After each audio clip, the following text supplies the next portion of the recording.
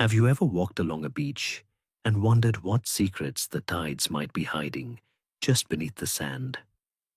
For most of human history, the very deepest, most profound secrets of our origins were thought to lie buried under African sun or in the caves of continental Europe. Britain, that little island on the edge of the map, was considered a relative newcomer to the human story, a place only settled when the world had warmed and the great ice sheets had retreated for good.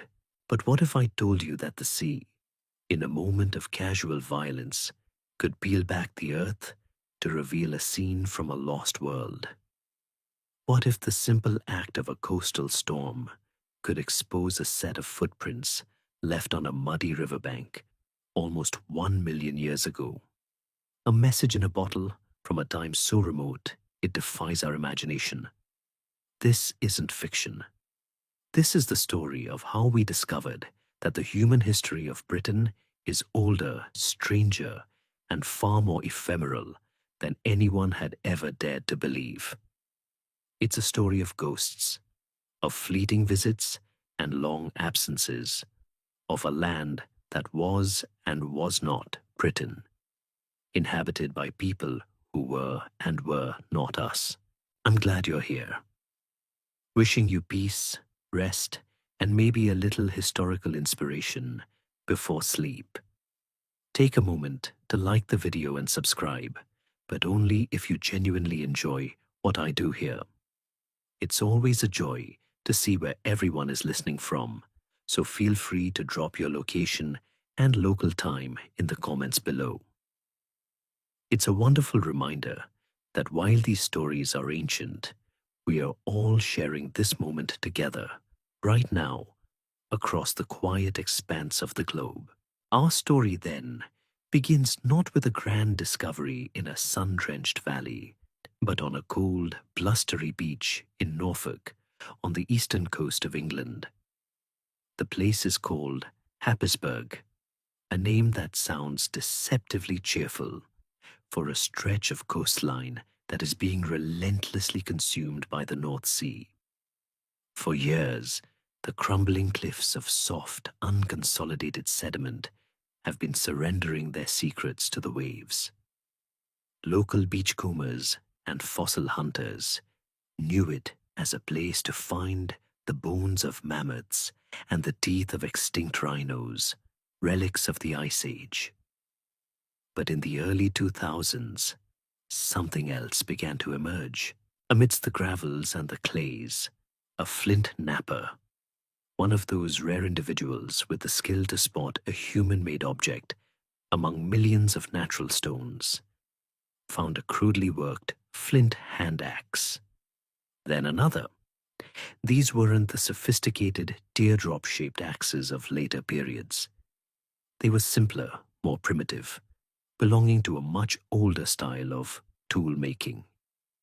Dating these finds was difficult, but the geological layers they came from hinted at an astonishing age, perhaps 500,000 years or more.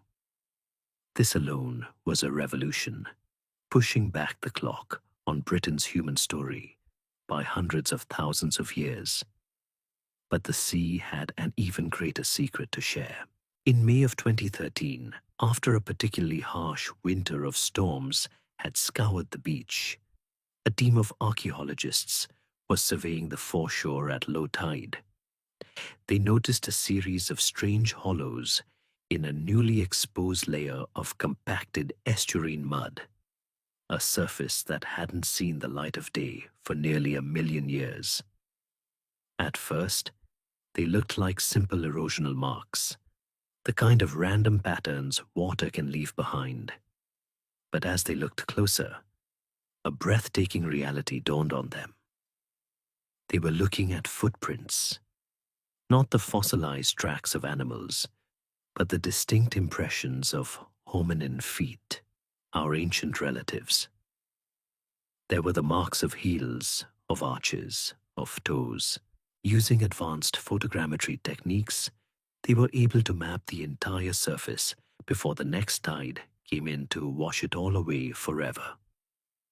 The analysis revealed a small group, at least 5 individuals, a mix of adults and children, seemingly walking south along the muddy bank of what was once a great, long vanished river.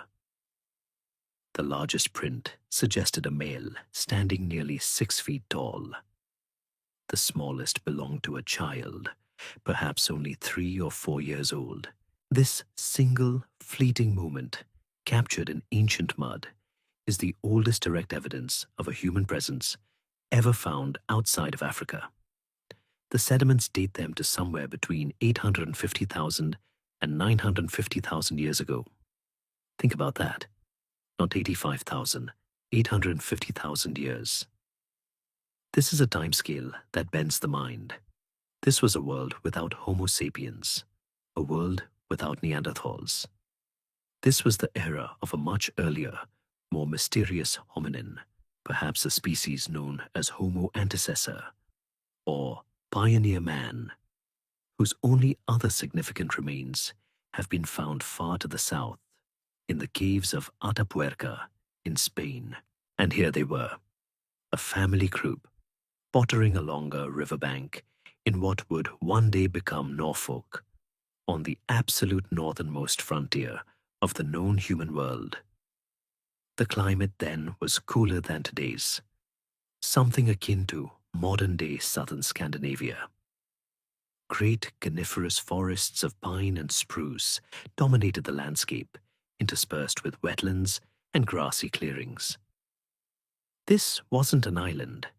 Britain was a peninsula, a finger of land pointing out from the northwestern edge of the vast European continent, connected by a wide plain where the southern North Sea now sits. That ancient river they walked beside was perhaps a precursor to the River Thames, flowing not towards London but north, out into a cold sea. And this leads us to the great, haunting mystery of the Happisburgh footprints. Who were they? And what were they doing? The simple tools they left behind, known as Mode 1 or Older One style flakes, were little more than sharp-edged stones knocked from a larger core, useful for cutting meat from a carcass or stripping bark from a branch. They were survivalists, living in a world populated by formidable beasts, scimitar-toothed cats, mammoths, giant elk.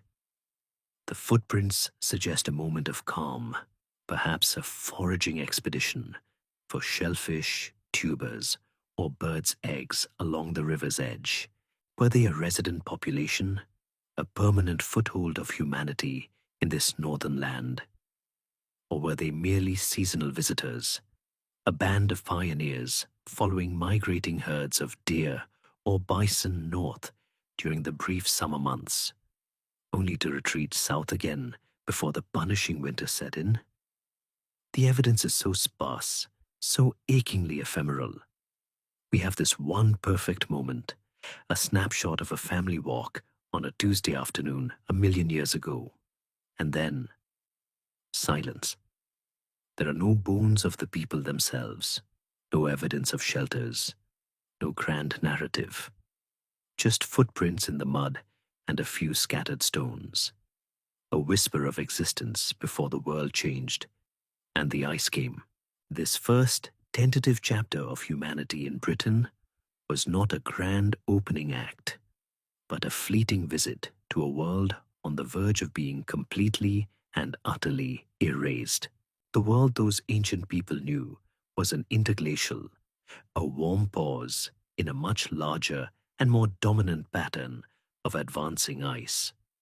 For hundreds of thousands of years, the Earth's climate had been oscillating, swinging between long, brutal glacial periods and shorter, gentler warm spells like the one they were enjoying. These swings are driven by subtle celestial mechanics. The slight wobble in the Earth's axis, the changing shape of its orbit around the Sun. Factors that together alter the amount of solar energy reaching the northern latitudes. For a time, the summers were just warm enough to melt the previous winter's snow. But the celestial clock was always ticking, and the balance was beginning to tip. The summers grew shorter, cooler. The snow that fell on the highlands of Scotland and the great mountain ranges of Scandinavia no longer melted completely.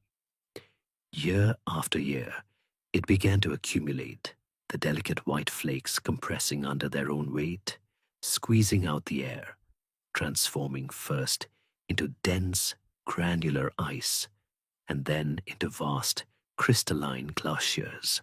What began as a subtle shift in seasonal weather escalated over millennia into a geological force of almost unimaginable power. We call this event the Anglian Glaciation, a name that sounds rather quaint and regional, but which describes the most extreme and transformative ice age in Britain's entire history. The glaciers born in the mountains began to flow, rivers of ice grinding their way down ancient valleys. As they met the lowlands, they coalesced, merging into a single, monstrous entity, an ice sheet. This wasn't a static blanket of white. It was a moving, churning, scouring agent of planetary change. Imagine a wall of ice, not hundreds, but thousands of feet high, perhaps a mile thick at its center, advancing southwards with an implacable grinding slowness. The sound would have been deafening, a constant symphony of deep, resonant groans as the ice shifted, punctuated by the sharp crack of crevasses opening and the thunderous roar of meltwater rivers carving tunnels deep within its belly. The sheer weight of it was so immense that it depressed the Earth's crust, literally pushing the land down into the mantle beneath. For any life in its path, there was no question of adaptation. There was only retreat or annihilation. The great coniferous forests that had covered the land of the Happisburgh people were pulverized, torn from their roots, and swallowed into the base of the ice sheet.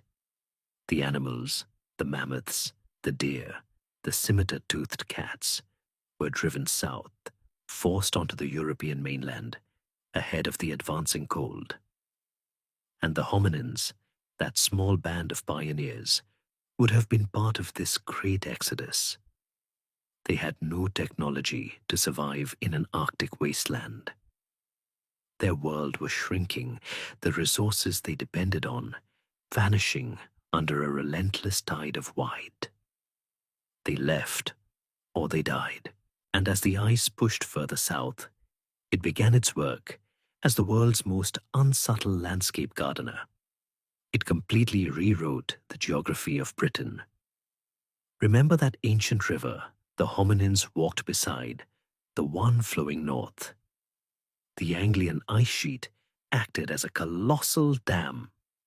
As it pushed into the modern-day Vale of St. Albans, it blocked the river's path, causing a gigantic lake of meltwater to build up behind it. Eventually, the water had nowhere to go but to spill over the southern chalk hills, carving a new channel to the sea. This catastrophic overflow event created the course of the River Thames as we know it today, a permanent scar on the landscape left by an ice sheet that vanished nearly 500,000 years ago. The ice didn't stop there. At its maximum extent, around 450,000 years ago, it covered Britain almost entirely. It reached as far south as London in the east and the Scilly Isles in the west. The cliffs of Happisburgh, with their precious footprints sealed in mud, were buried under thousands of feet of solid ice. The entire human story up to that point, every tool dropped, every butchered carcass, every footprint, was either scoured from existence or entombed deep beneath a frozen world. Britain, the peninsula, ceased to exist as a viable habitat. It became a polar desert, a high domed wasteland of ice from which ferocious, bitterly cold winds would have blasted across the plains of northern Europe. And so began a great and profound silence. For more than 100,000 years, not a single human foot would step on this land. The first chapter was over, erased so completely that for a long time we never even knew it had been written. This brings us to a quiet, unresolved mystery. We tend to imagine the advance of an ice sheet as a slow, inexorable process, something that happens on a timescale far beyond human perception. But geological evidence increasingly suggests that these climate shifts could sometimes be shockingly rapid. Could the onset of a glacial period, like the Anglian, be something that happened not over millennia, but over centuries or even decades? One hypothesis that haunts the edges of paleoanthropology is the idea that some hominin groups might not have been able to retreat fast enough. While the main populations would have moved south, small isolated bands living on the northern frontiers, like those at Happisburg, could have been caught out. Imagine a series of brutally cold winters, a sudden and dramatic expansion of the ice fronts, cutting off traditional migration routes. It's a chilling thought, the possibility of the last few pioneers trapped between an advancing wall of ice and a frozen sea, their world shrinking to nothing. We have no evidence for such a dramatic end, of course. It is merely a ghost story told by the geological record. But it serves as a stark reminder that this ancient world was not a gentle place. The Anglian glaciation was a hard reset, a brutal wiping of the slate.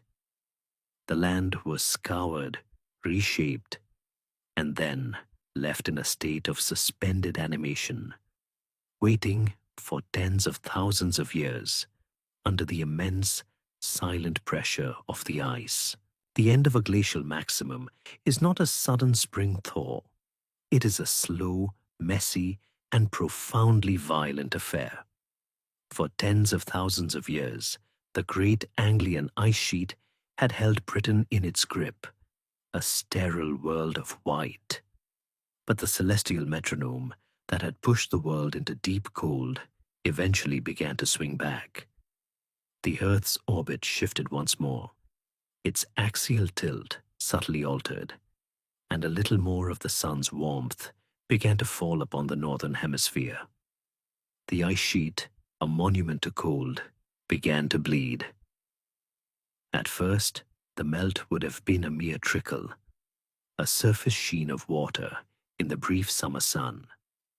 But soon, trickles became torrents, rivers of melt water, milky with suspended rock flour, began to roar from the snout of the retreating ice, carving new valleys into the naked, traumatized land. Great chunks of the ice front, destabilized by the melt, would have carved off with thunderous roars, creating temporary ice-dammed lakes that could burst with cataclysmic force. The land itself, relieved of the crushing weight of a mile of ice, began to rebound in a process called isostatic uplift, groaning and shifting as it slowly rose from its enforced slumber. What the ice left behind was not the lush green England we know. It was a scene of utter devastation, a landscape scrubbed clean down to the bedrock in some places and buried under hundreds of feet of glacial debris, clays, sands, and gravels in others. It was a raw alien world of mud and stone, pockmarked with kettle lakes, where colossal buried icebergs had finally melted. Yet, life is nothing if not opportunistic. Into this barren scene, the first pioneers returned, not humans, but plants. Hardy tundra vegetation, mosses, lichens, and dwarf willows crept northwards, their seeds carried on the wind. As the soil slowly developed, these were followed by birch and pine, and then, as the climate continued to warm, a complete transformation took place. This new warm period, known as the Hoxnean Interglacial, which began around 424,000 years ago, was in many ways even more pleasant than our own. It was warmer and wetter, a time of almost subtropical lushness. The pioneering forests gave way to a dense, closed canopy woodland, a temperate rainforest of oak, elm, hazel, and hornbeam that would have dwarfed any ancient woodland remaining today. And into this reborn world, this veritable Eden, came the animals. They streamed north from their glacial refuges in southern Europe, across the wide land bridge that still connected Britain to the continent. And these were not the familiar creatures of the modern countryside. This was a land of giants, herds of straight-tusked elephants, beasts far larger than any modern African elephant, moved through the forests, their passage creating open glades and pathways. Two species of rhinoceros, the gentle, grass-eating Merck's rhino and the formidable narrow-nosed rhino, browsed the woodland edges. In the rivers and wetlands, hippopotamuses wallowed, and moving among them were vast herds of red deer, wild boar, and the magnificent giant deer, Megaloceros giganteus, with its breathtaking 10-foot span of antlers. This abundance of herbivores naturally supported an impressive array of predators. Cave lions, larger than their modern African cousins, stalked the herds, as did wolves and scimitar-toothed cats. Britain had become a hunter's paradise, a landscape teeming with life, energy, and, of course, immense danger. Into this vibrant, challenging world stepped a new kind of human. The long silence that followed the Anglian glaciation was broken not by the descendants of the Happisburg people, but by a different, more advanced hominin, Homo heidelbergensis.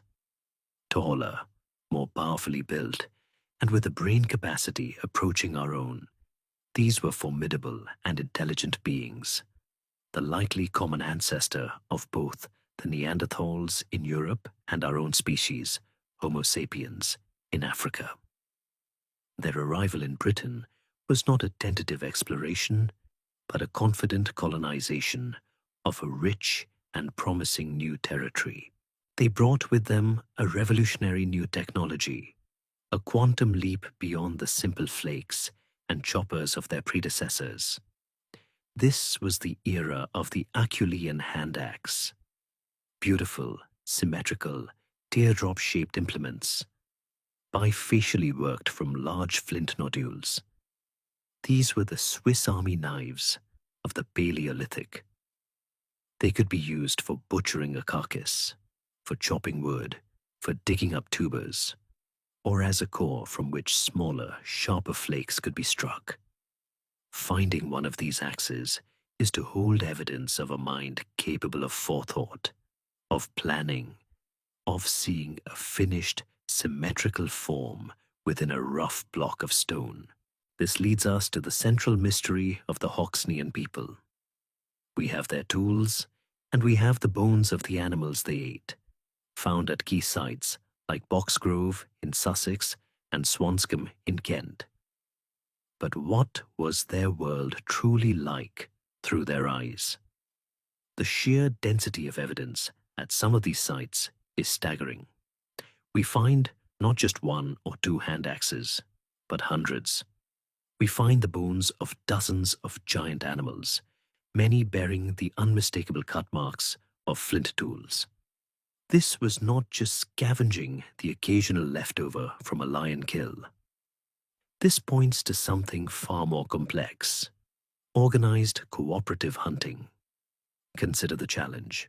How does a small group of hominins, armed only with wooden spears and stone axes, bring down a 10-ton, straight-tusked elephant? It seems an almost impossible feat, something requiring not just immense courage, but sophisticated strategy and communication. Did they use fire to drive beasts into marshy ground where they would be trapped? Did they work as a team, with some distracting the animal, while others moved in to strike at its vulnerable legs and underbelly. The success of these hunts implies a level of social cohesion and planning that hints at the foundations of language and abstract thought. They weren't just reacting to their environment, they were actively shaping it, targeting the largest and most rewarding prey, a clear sign of confidence and mastery. For a time, perhaps for 50,000 years, Homo heidelbergensis were the undisputed masters of their British domain, a small but successful population thriving in a warm, green, and dangerous Eden. To truly understand these new people, these masters of the Hoxnean Eden, we must zoom in from the wide green panorama of their world to a single specific place. Our destination is a gravel quarry near the village of Boxgrove in West Sussex, a place that, 500,000 years ago, was a very different landscape. Imagine a wide, flat coastal plain, fringed by the ancient English Channel to the south. Chalk cliffs, very much like the white cliffs of Dover today, rose up behind the plain, and at their base, a series of freshwater springs bubbled up, creating a marshy, attractive area for animals. It was a natural crossroads, a place where the megafauna of the forests and grasslands would come to drink, and where the great animals gathered. Their hunters were never far behind. The fine silts and muds that accumulated around these springs created a perfect environment for preservation, an anaerobic tomb that would capture and hold moments in time with almost unbelievable clarity. The excavations at Boxgrove in the 1980s and 90s revealed not just a campsite, but an entire landscape, a pristine prehistoric surface sealed for 500,000 years. What archaeologists have called a Paleolithic Pompeii. Here, scattered on this ancient ground, lay the evidence of the hunt, the bones of giant deer, of horses, and most impressively, of the formidable narrow-nosed rhinoceros and the straight-tusked elephant. But these were not just random scattered bones. They were the leftovers from a feast, the remnants of a highly organized and systematic process of butchery. And everywhere among them were the tools of the trade, hundreds upon hundreds of exquisite Acheulean hand axes. Let us pause for a moment on these objects. They are often found in such great numbers and are so beautifully made that it forces us to reconsider what we mean by a tool. To create one, the flint knapper had to select a large, high-quality nodule of flint. Then, with a harder stone used as a hammer, they would begin the rough work of shaping, knocking off large flakes. But the final stages required a delicate touch. Using a softer hammer made of antler or bone to press off thin, flat flakes, carefully thinning the edge and refining the perfect, symmetrical teardrop or ovate shape. The result is an object that is not only functional, but also possesses a tangible beauty and a satisfying heft in the hand. The symmetry is often far more perfect than pure function requires. And this is a deep mystery of the Acheulean. Why go to so much trouble? Some have hypothesized that this obsessive symmetry reflects a developing cognitive ability, an appreciation for abstract form. Others have even suggested, more controversially, that these axes served a social function, that the skill to make a beautiful axe was a display of fitness and intelligence, a way of attracting a mate, not unlike a peacock's tail. Whatever the reason, the ground at Boxgrove was littered with them, many in mint condition, their edges as sharp as the day they were made, dropped alongside the carcass they had just helped to dismember. The evidence on the bones tells the story of what happened here.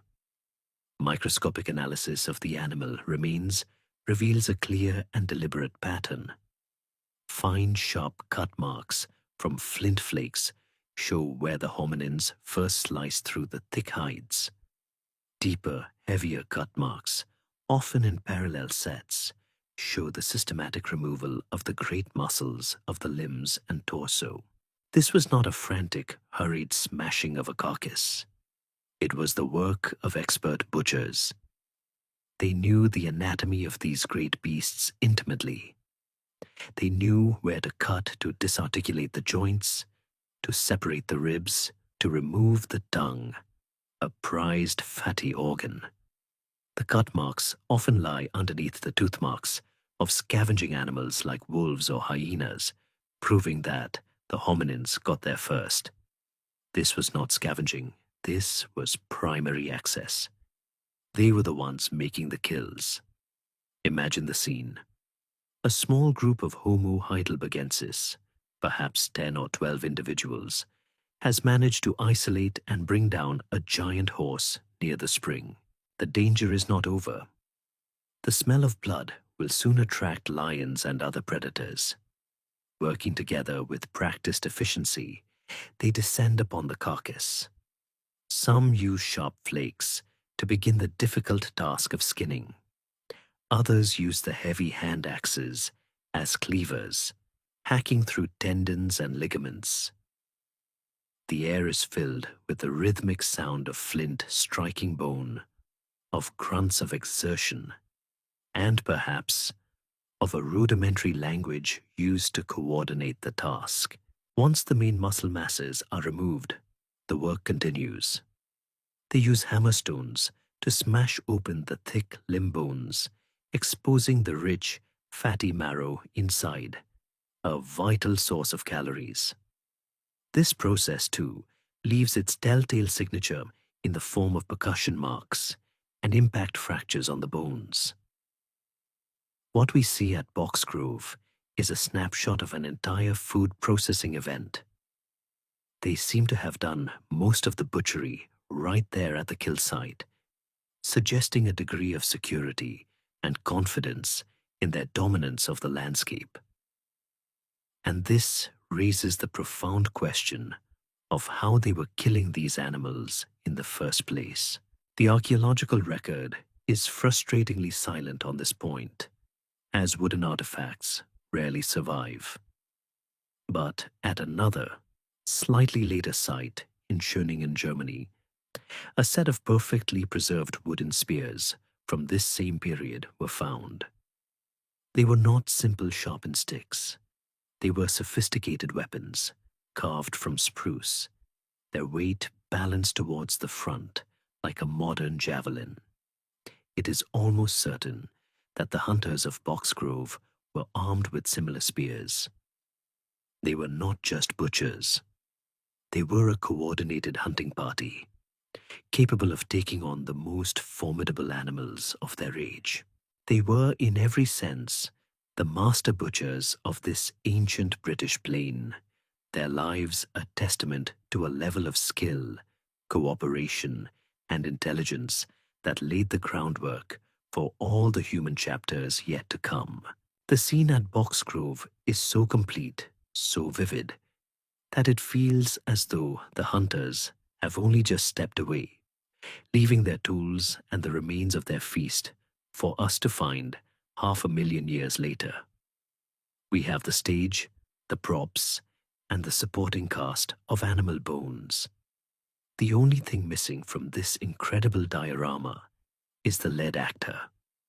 For all the hundreds of hand axes and thousands of butchered bones left by Homo heidelbergensis across Britain, the physical remains of the people themselves are almost phantom-like in their scarcity.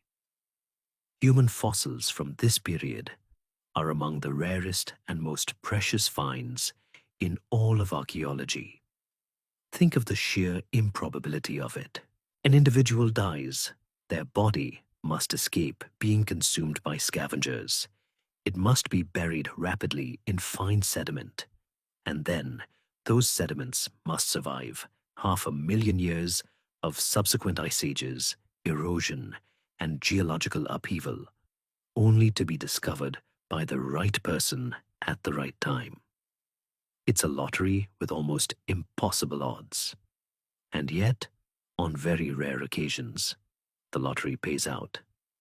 Not in a dramatic cave burial, but in the noisy, unglamorous setting of a commercial gravel quarry in Swanscombe, Kent, overlooking what was once the ancient floodplain of the River Thames. Here in the 1930s, amongst the churning machinery and piles of aggregate destined for concrete, the river began to give up its greatest secret. It wasn't a team of dedicated scientists who made the first discovery, but an eagle-eyed local dentist and amateur fossil hunter named Alvan Marston. On a summer's day in 1935, sifting through the gravels of Barnfield Pit, he found a piece of bone. It wasn't from a horse or an elephant. It was thicker, more robust.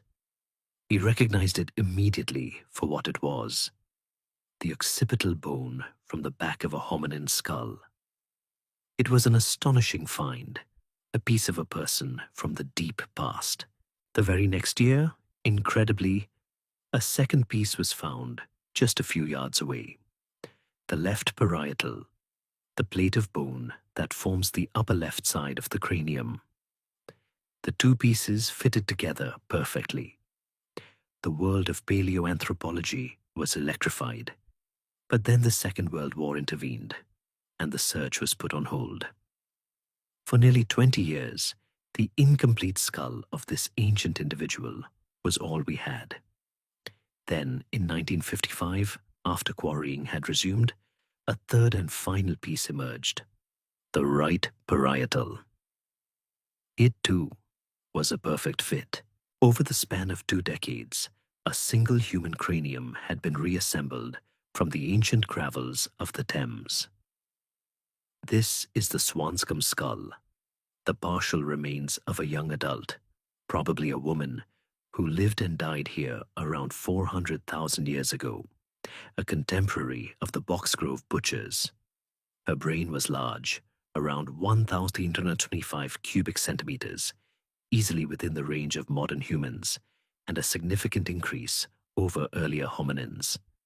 The bones themselves are thick and robust, a hallmark of this ancient lineage. But it is what is missing that makes the Swanscombe skull so profoundly important and so endlessly mysterious. We have the back and the top of her head, a smooth, rounded vault that is, in some ways, surprisingly modern. What we do not have is her face. There is no forehead, no brow ridge, no jaw, no teeth. And in the quest to understand the tangled story of human evolution in Europe, the shape of that missing face is everything. This is where a simple fossil becomes the centerpiece of a major scientific debate. The mainstream consensus is that Homo heidelbergensis, the species to which Swanscombe woman belongs, was the direct ancestor of the Neanderthals. Fossils from other sites in Europe, particularly the incredible collection from the Cima de los Huesos, the Pit of Bones in Spain, seem to confirm this. The Cima skulls, which are roughly the same age as Swanscombe, already show clear, incipiently Neanderthal features. They have the beginnings of the heavy, double-arched brow ridge, the projecting mid-face, and other telltale characteristics that would become the classic Neanderthal look. According to a theory known as the accretion model, Neanderthal traits didn't appear all at once, but were acquired gradually, piecemeal, over hundreds of thousands of years. This model suggests that the first features to change were in the face and jaw, perhaps related to adaptations for powerful biting and using the front teeth as a kind of built-in toolkit.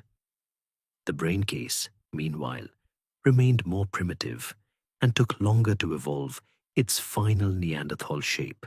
If this model is correct, then the missing face of Swanscombe woman would almost certainly have possessed these same early Neanderthal characteristics. A rounded, modern-looking brain case would simply represent the ancestral condition, the part of the skull that had not yet begun to specialize. But here is the tantalizing mystery. What if it didn't? What if the Heidelbergensis population in Britain was a little different from their Spanish cousins? Britain was, after all, on the far northwestern periphery of the human world, a peninsula that was periodically isolated by environmental changes. Could this population have been on a slightly different evolutionary trajectory? Could they represent a more generalized form of Heidelbergensis, a branch of the family tree that perhaps wasn't on the direct line to Neanderthals at all, but was instead an evolutionary dead end? Without the face, we simply cannot know. The Swanscombe skull is a Rorschach test in bone. We can project our theories onto it, but its silent, incomplete form offers no definitive answers. It remains a profound and humbling reminder of how little we truly know.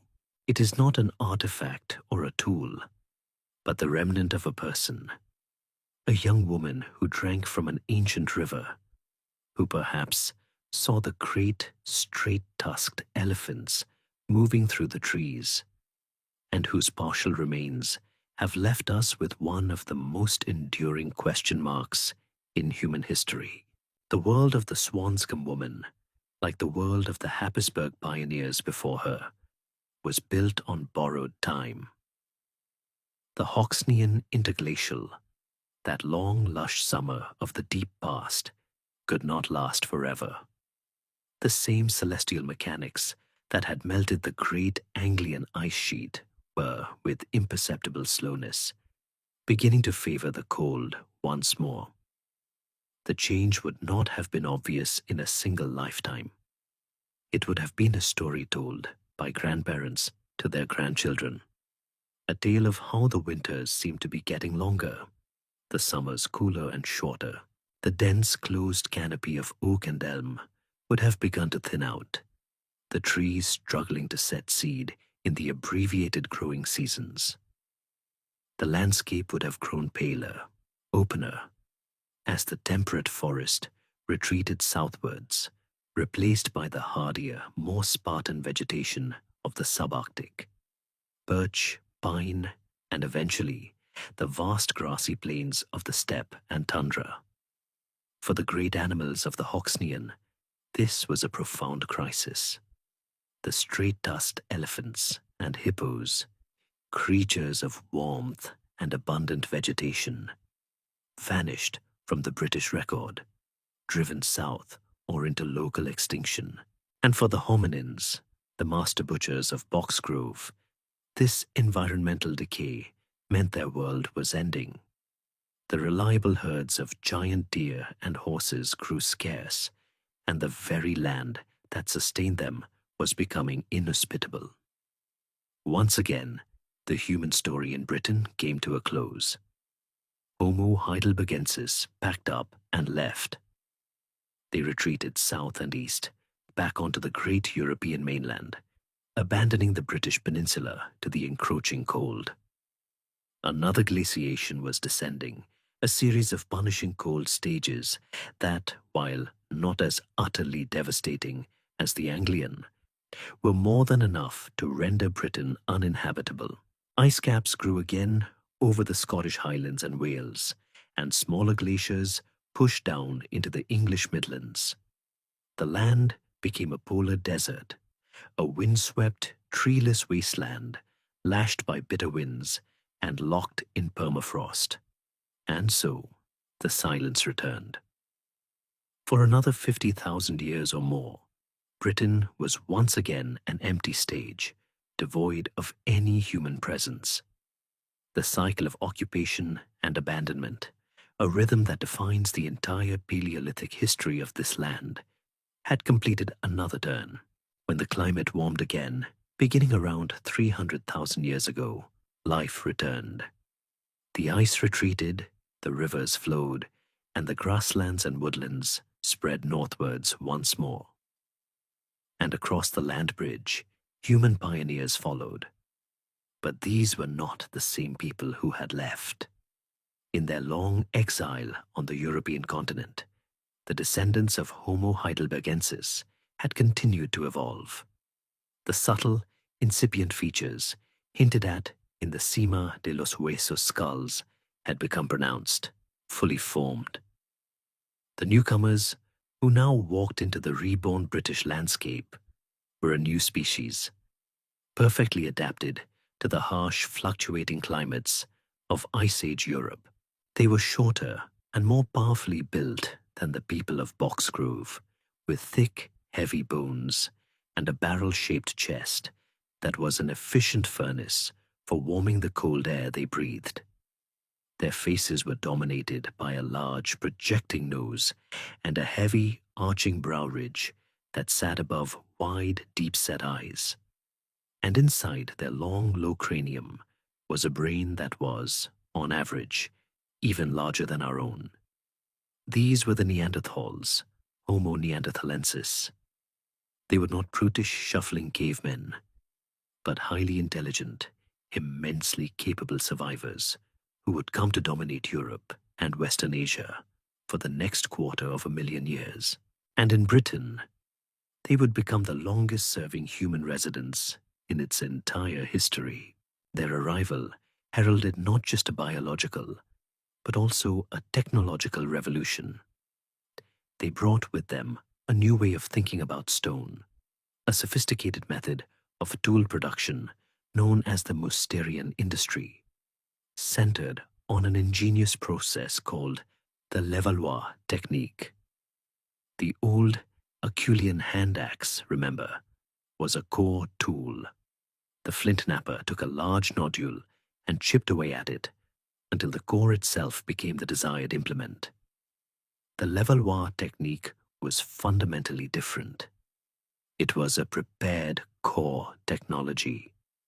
The napper would take a flint nodule and meticulously shape it, flaking it around the edges and across its surface in a predetermined sequence. They weren't shaping the final tool. They were preparing the core as if it were a mold. All this effort was focused on a single moment, one final, decisive strike at a prepared platform on the edge of the core. If done correctly, this strike would attach a single, perfect flake with a predetermined shape, a sharp triangular point, a broad oval flake, or a long, elegant blade. This leap in conceptual thought is difficult to overstate. It requires the napper to hold a perfect, three-dimensional image of the desired final product in their mind's eye before they even begin, and then to execute a complex and unforgiving sequence of actions to achieve it. It is an act of profound foresight. The core itself was not the goal. It was the means to an end, a source of high-quality, standardized blanks that could then be used as is or lightly retouched into specialized tools. Spear points, knives for butchery, and scrapers for working hides, where the hand axe was a general-purpose tool.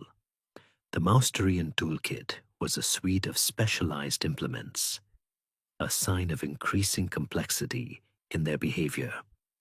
This brings us to the quiet historiographical debate that simmers beneath our understanding of the Neanderthals. For over a century, they were seen as our intellectual inferiors, a primitive dead end. Yet the evidence of the Levallois technique presents a powerful counterargument.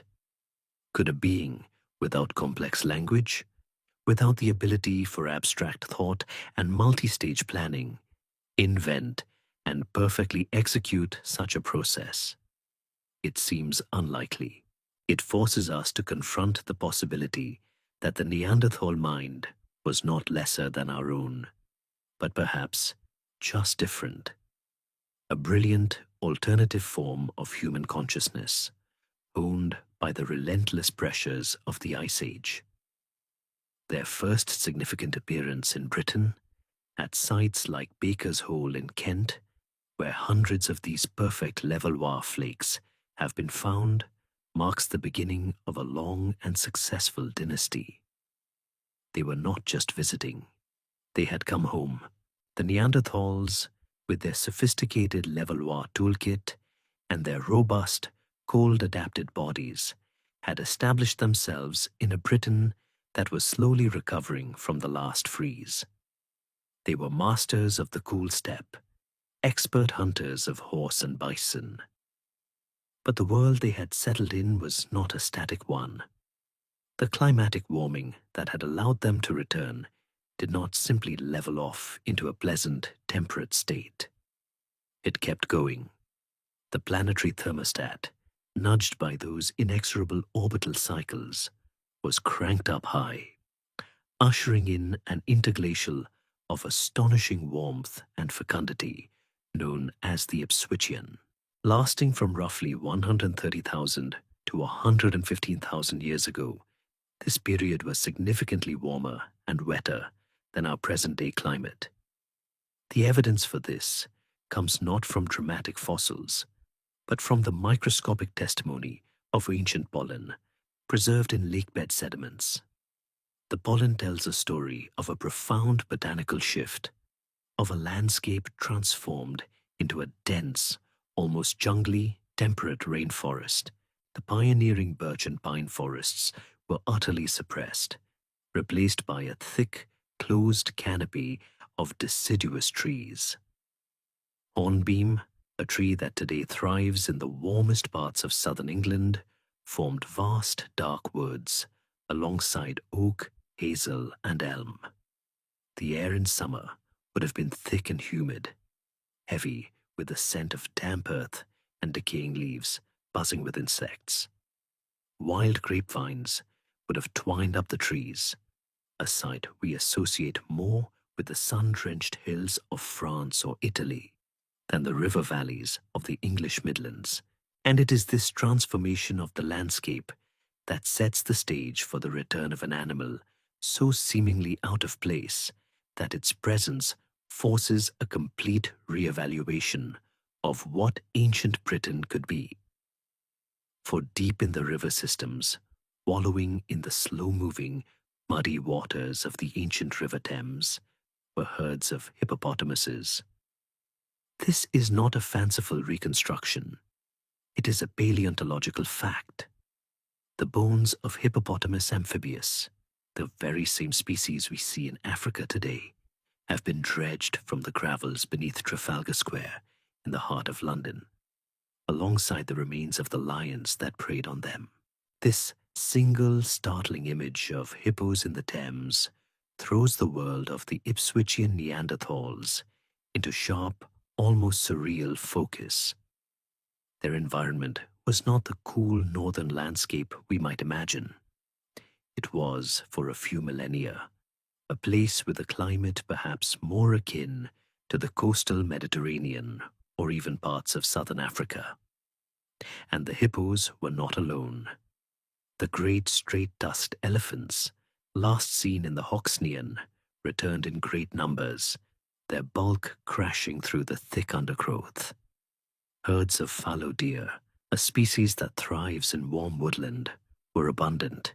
The narrow-nosed rhinoceros browsed the glades, and in the rivers, alongside the hippos, giant beavers built their dams. It was a world teeming with life, a hunter's paradise in one sense, but also a more challenging environment. Remember, the Neanderthals had evolved as hunters of the open plains, where prey could be spotted from a distance and tracked over long journeys. Hunting in a dense, closed canopy forest is a different game entirely. It is a world of shadows, of ambush, of close quarters encounters. And here we come to the great, whispering mystery of the Ipswichian.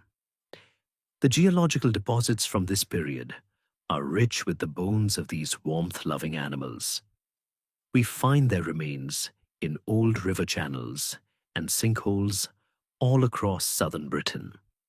Yet, for all this evidence of a thriving ecosystem, the evidence for the Neanderthals themselves becomes strangely elusive, particularly during the climatic peak of the interglacial. We find their distinctive Levallois flakes and tools at sites from the beginning of the period, and again towards the end of it. But from that central phase, when the forests were at their thickest and the hippos were at their happiest, the human signal seems to fade almost to nothing. Why? Why, in what seems to be a time of greatest abundance, do the people become ghosts in their own land? One compelling hypothesis is that the environment, which seems so idyllic to us, was actually a much tougher proposition for them. The dense forest, with its thick undergrowth, may have made their traditional hunting strategies ineffective. It was harder to see, harder to move, and harder to track large animals. Perhaps the very success of the forest drove the large herd-dwelling animals they preferred into smaller, more scattered groups, making the hunt less reliable. In this scenario, the Neanderthal population may have thinned out dramatically, clinging on in small numbers around the coastal fringes or in more open river valleys. Or perhaps they even abandoned Britain altogether for a few thousand years, retreating to the more open landscapes of continental Europe. It's a classic case of not being able to see the wood for the trees. The forest itself may have been the problem. Another possibility is that this is simply a problem of preservation. The peak of the Ipswichian saw global sea levels rise to be perhaps 6 meters or 20 feet higher than they are today. This would have flooded vast areas of what was then the coastline and the lower river valleys, precisely the kinds of resource-rich places where people would have been most likely to live.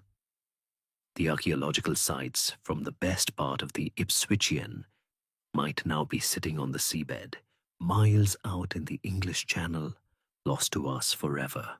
What we are left with is a frustratingly incomplete picture, a stage set for a thriving human population, but with the actors mysteriously absent from the main scene. We have their tools, and we have the bones of the animals they occasionally hunted, like the single horse vertebra with a Levallois point embedded in it, found at a site in Wales. But the vibrant populous world of the Neanderthals during Britain's subtropical phase remains a puzzle, a warm, green, and silent chapter in their long reign. The strange subtropical interlude of the Ipswichian could not hold. As the world cooled once more, the dense hornbeam forests thinned and retreated, the wild vines withered, and the last of the hippos vanished from the Thames, leaving only their bones in the river gravels as a baffling clue for a future species to uncover. For the Neanderthals, this return to a cooler, more open environment was not a crisis, but a homecoming. The shadowy closed canopy woodlands that may have hampered their hunting style gave way to a familiar mosaic of parkland, grassy steppe, and coniferous forest. The great herds of horse, of bison, and of the newly arrived woolly rhinoceros and mammoth returned to the plains of Britain. This was the world the Neanderthals were built for, and for the next 60,000 years, they would be its undisputed masters, their lives a testament to a kind of resilience and raw courage that is difficult for us, in our centrally heated world, to truly comprehend. To understand the Neanderthals is to understand the hunt, for it was the absolute center of their existence. Everything about them, from their physique to their technology, was honed for the task of acquiring meat in a hostile, dangerous world. Look at their skeletons. The bones are thick-walled and dense.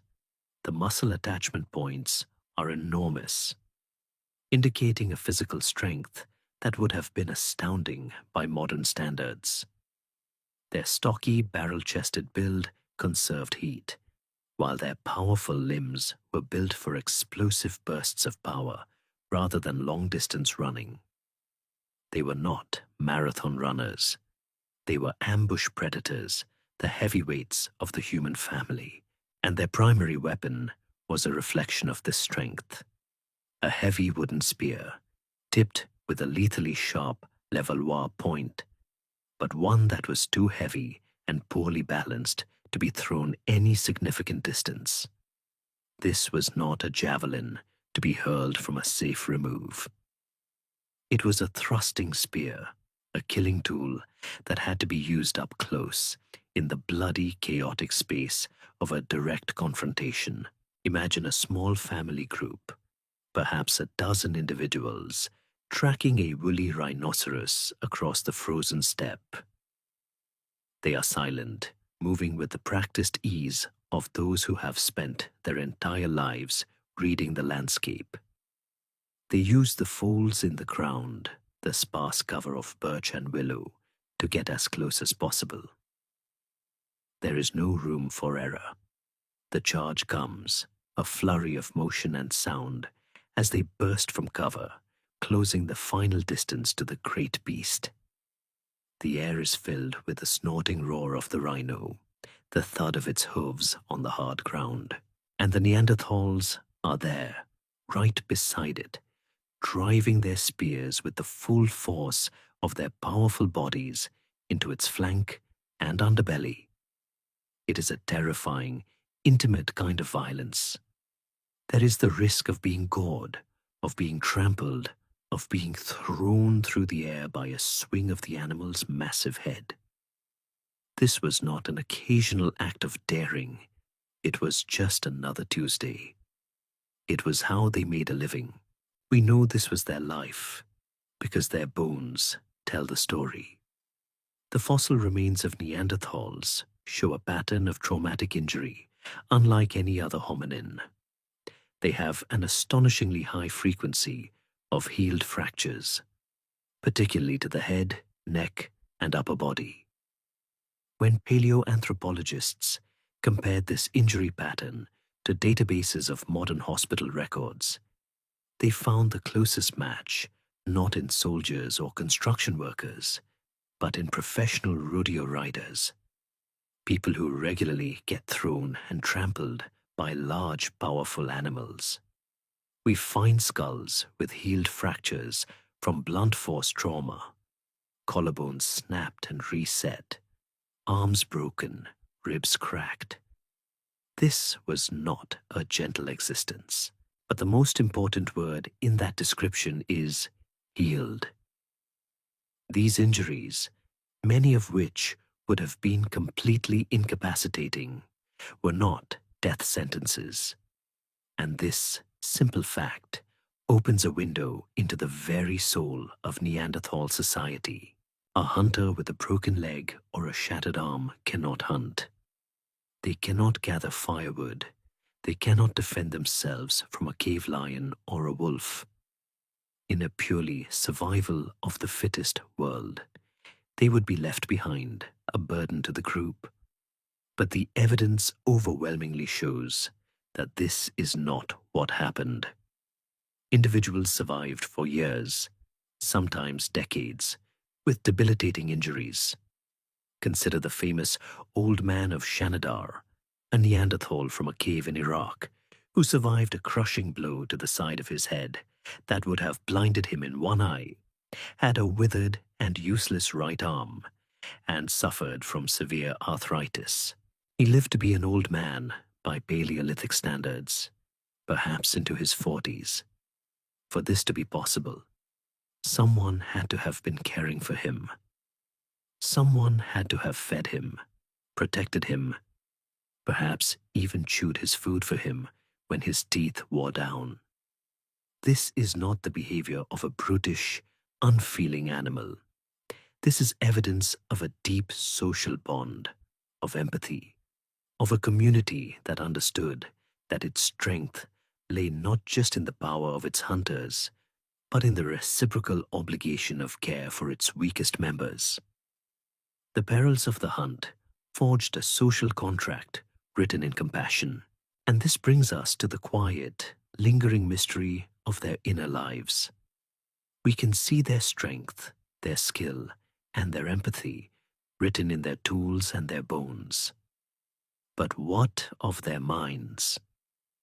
In Britain, as in much of their range during this period, the evidence for what we might call a symbolic life, art, music, elaborate burial with grave goods, is conspicuously absent. They did sometimes bury their dead, but often in simple pits, with little to suggest a complex ceremony or a belief in an afterlife. We find no cave paintings, no carved figurines. This has led to a long and often contentious debate. Were they fundamentally different from us, pragmatic and literal-minded, their consciousness entirely focused on the here and now of survival? Or is it that their symbolic world was expressed in ways that simply do not preserve, in stories told around a fire, in songs, in rituals performed with wood, feathers, and hides that have long since turned to dust? Perhaps we are judging them by our own standards, looking for our own reflection in the deep past and failing to see the intelligence and humanity that was staring us in the face all along.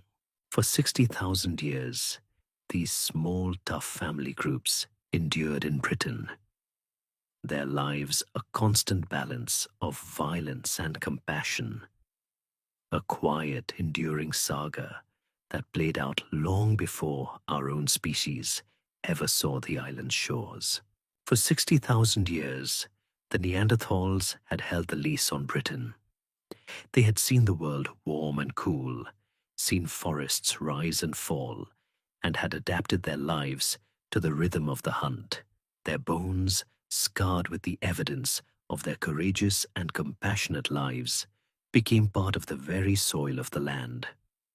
But no lease lasts forever, and the landlord of the Paleolithic world was the planet's climate, an entity of immense and indifferent power. The celestial clock that had governed every interglacial and every freeze was ticking on, and the long, stable, cool period that the Neanderthals had mastered was drawing to a close. The world was beginning to exhale, and its breath was once again turning to ice. This was the beginning of the Devensian, the last great glaciation, and it would trigger an abandonment of Britain more profound and long-lasting than any that had come before.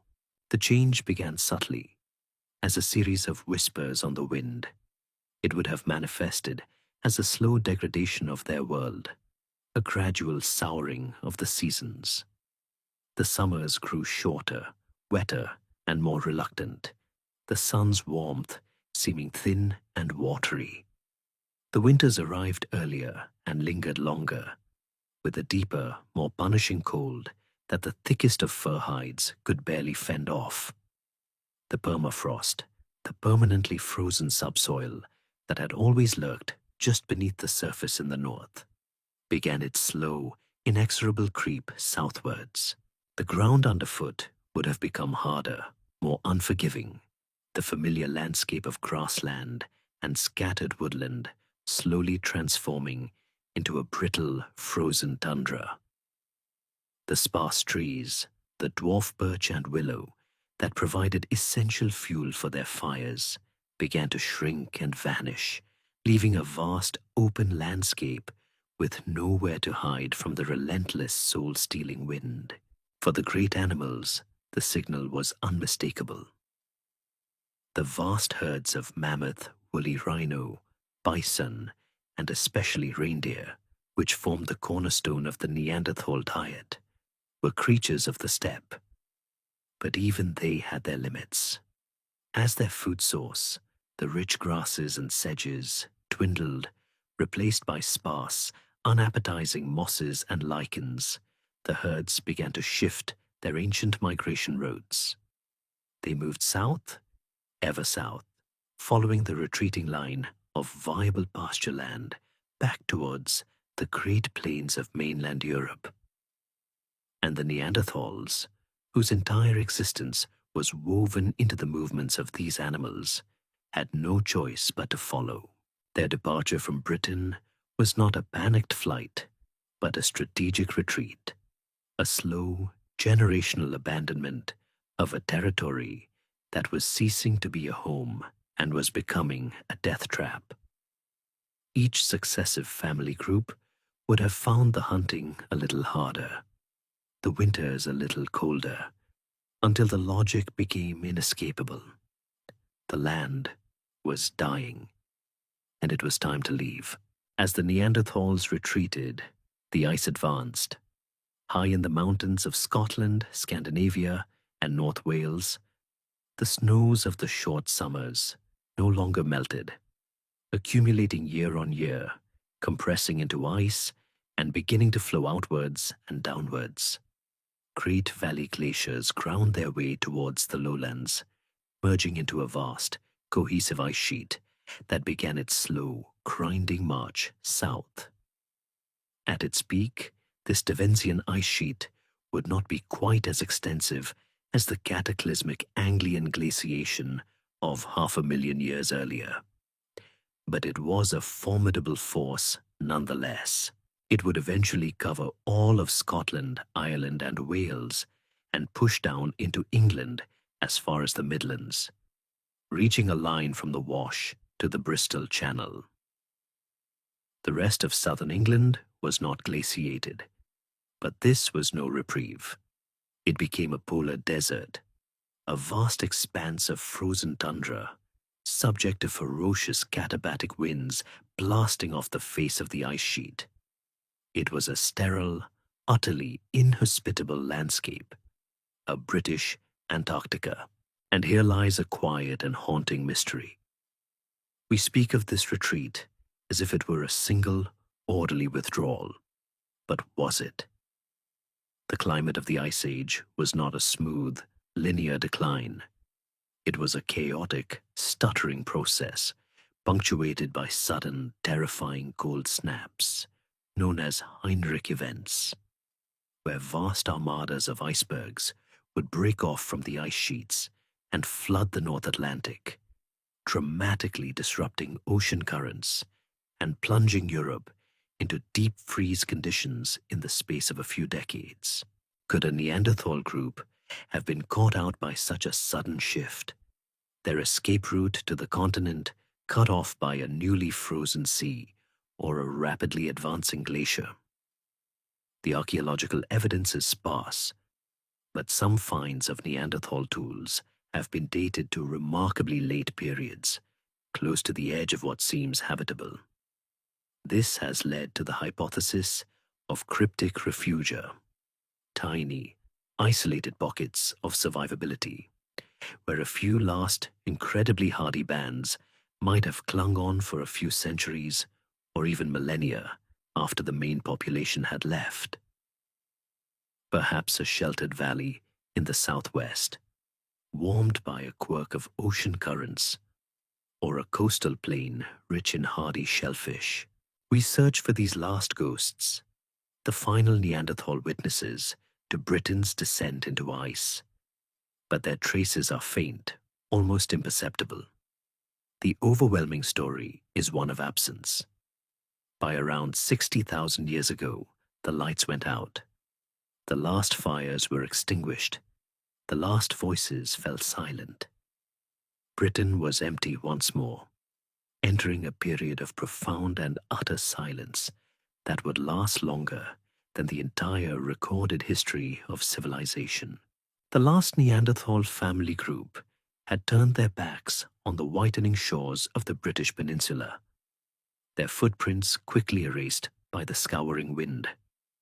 The smoke from their final fire had long since dispersed into the grey, indifferent sky. And then a silence fell. This was not the quiet of a sleeping forest or the hush of a winter's night. It was the silence of geology, a deep, resonant emptiness that settled over the land and would not lift for a span of time so vast it mocks the very concept of human memory. For what followed was not a brief interlude or a temporary setback. It was the long silence, the most profound and sustained period of human absence in the entire million-year story of this land. The world of the Neanderthals was not just paused. It was put into a deep, cryogenic storage, a state of suspended animation under the immense weight of the Devensian ice. To picture Britain during this period is to picture two distinct but equally hostile worlds. In the north, the great ice sheet held dominion. This was not a pristine, beautiful sheet of white. It was a churning, groaning, filthy engine of planetary change. Its surface would have been a chaotic landscape of deep, blue-shadowed crevices, jagged ice pinnacles, and meltwater streams that vanished into terrifyingly deep holes called moulins. Its immense weight had pushed down the land, and its slow, grinding movement southwards had scraped the entire northern half of the island clean, scouring it down to the bedrock, erasing mountains, and carving the deep, U-shaped valleys that would one day become the Scottish Lochs. This was a place of constant noise and movement, the deep internal groaning of the ice, a bass note that never ceased, punctuated by the sharp crack of fracturing ice and the roar of meltwater. It was a landscape in a state of perpetual slow-motion violence. But it is the south, the unglaciated part of Britain, that perhaps paints an even bleaker picture of uninhabitability.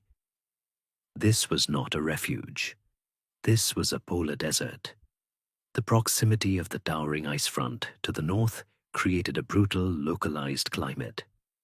Ferocious katabatic winds, dense with super-chilled air, would have perpetually blasted off the face of the ice, racing south across the exposed land.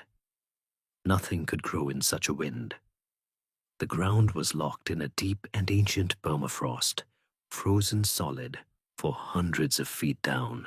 In the brief, pathetic summer, only the top few inches would thaw, creating a landscape of utter misery, a vast, unstable swamp of freezing mud and waterlogged soil called the active layer. The constant freezing and thawing of this layer churned the ground, sorting the stones into strange, geometric patterns, polygons and stripes that are the telltale signature of a periglacial world. There was no true soil, only a sterile mix of rock fragments and clay. Life here was reduced to its most tenacious and microscopic forms. A few hardy lichens clinging to the wind-blasted rocks, some algae staining the summer meltwater pools. It was a world of grey and brown, a landscape stripped of all color and all warmth, a British Antarctica. And so, the millennia bled into one another, unmarked and unobserved by any human eye. 1,000 years passed, 10,000. The pyramids of Egypt are about 5,000 years old. The entirety of recorded human history, from the first cuneiform tablets to the screen you are looking at now, fits comfortably within that span.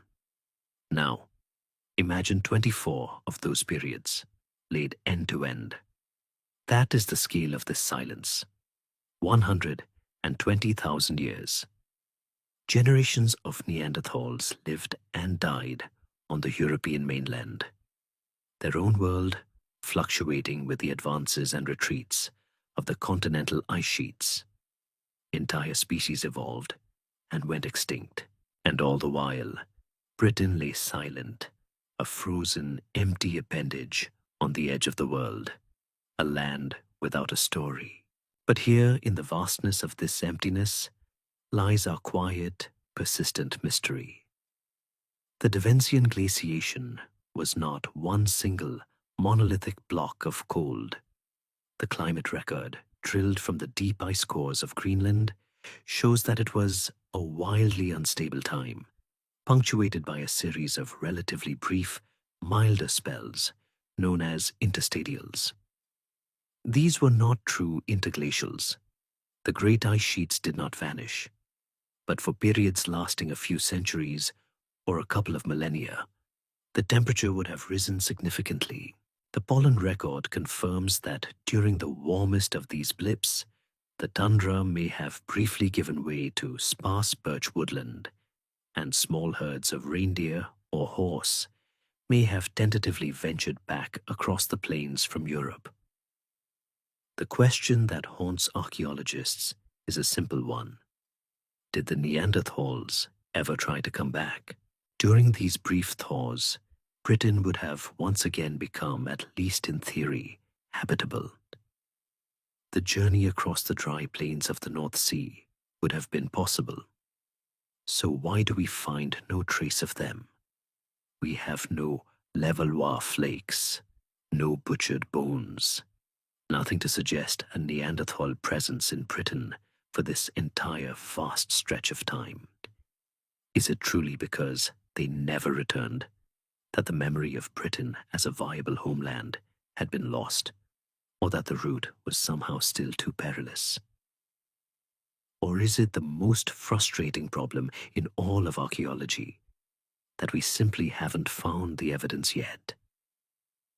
Any such resettlement would have been fleeting, the populations tiny. The tools they left behind might have been scattered by the churning of the permafrost, or scoured away by the subsequent re-advance of the ice. We are searching for a needle in a geological haystack, for the ghosts of a people who might have made one last, failed attempt to reclaim their ancient home, only to be driven out again by the returning cold. For now, the verdict of the evidence is absolute. For over 100,000 years, the human story of Britain is a blank page. That great blank page, the 120,000 years of silence, was not, it turns out, entirely empty. Towards the very end of that immense span of time, a final faint sentence was written, a brief and poignant postscript to the long saga of the Neanderthals in Britain. Around 65,000 years ago, the relentless cold of the Devensian glaciation faltered. It did not break, but it eased its grip, granting the world a temporary, grudging reprieve. This was not a full-blown interglacial like the warm, hippo-haunted Ipswichian. It was an interstadial, a geological stutter, a few millennia of milder conditions that were just enough to roll back the edge of the abyss. The great ice sheet to the north paused its advance and perhaps retreated a few miles.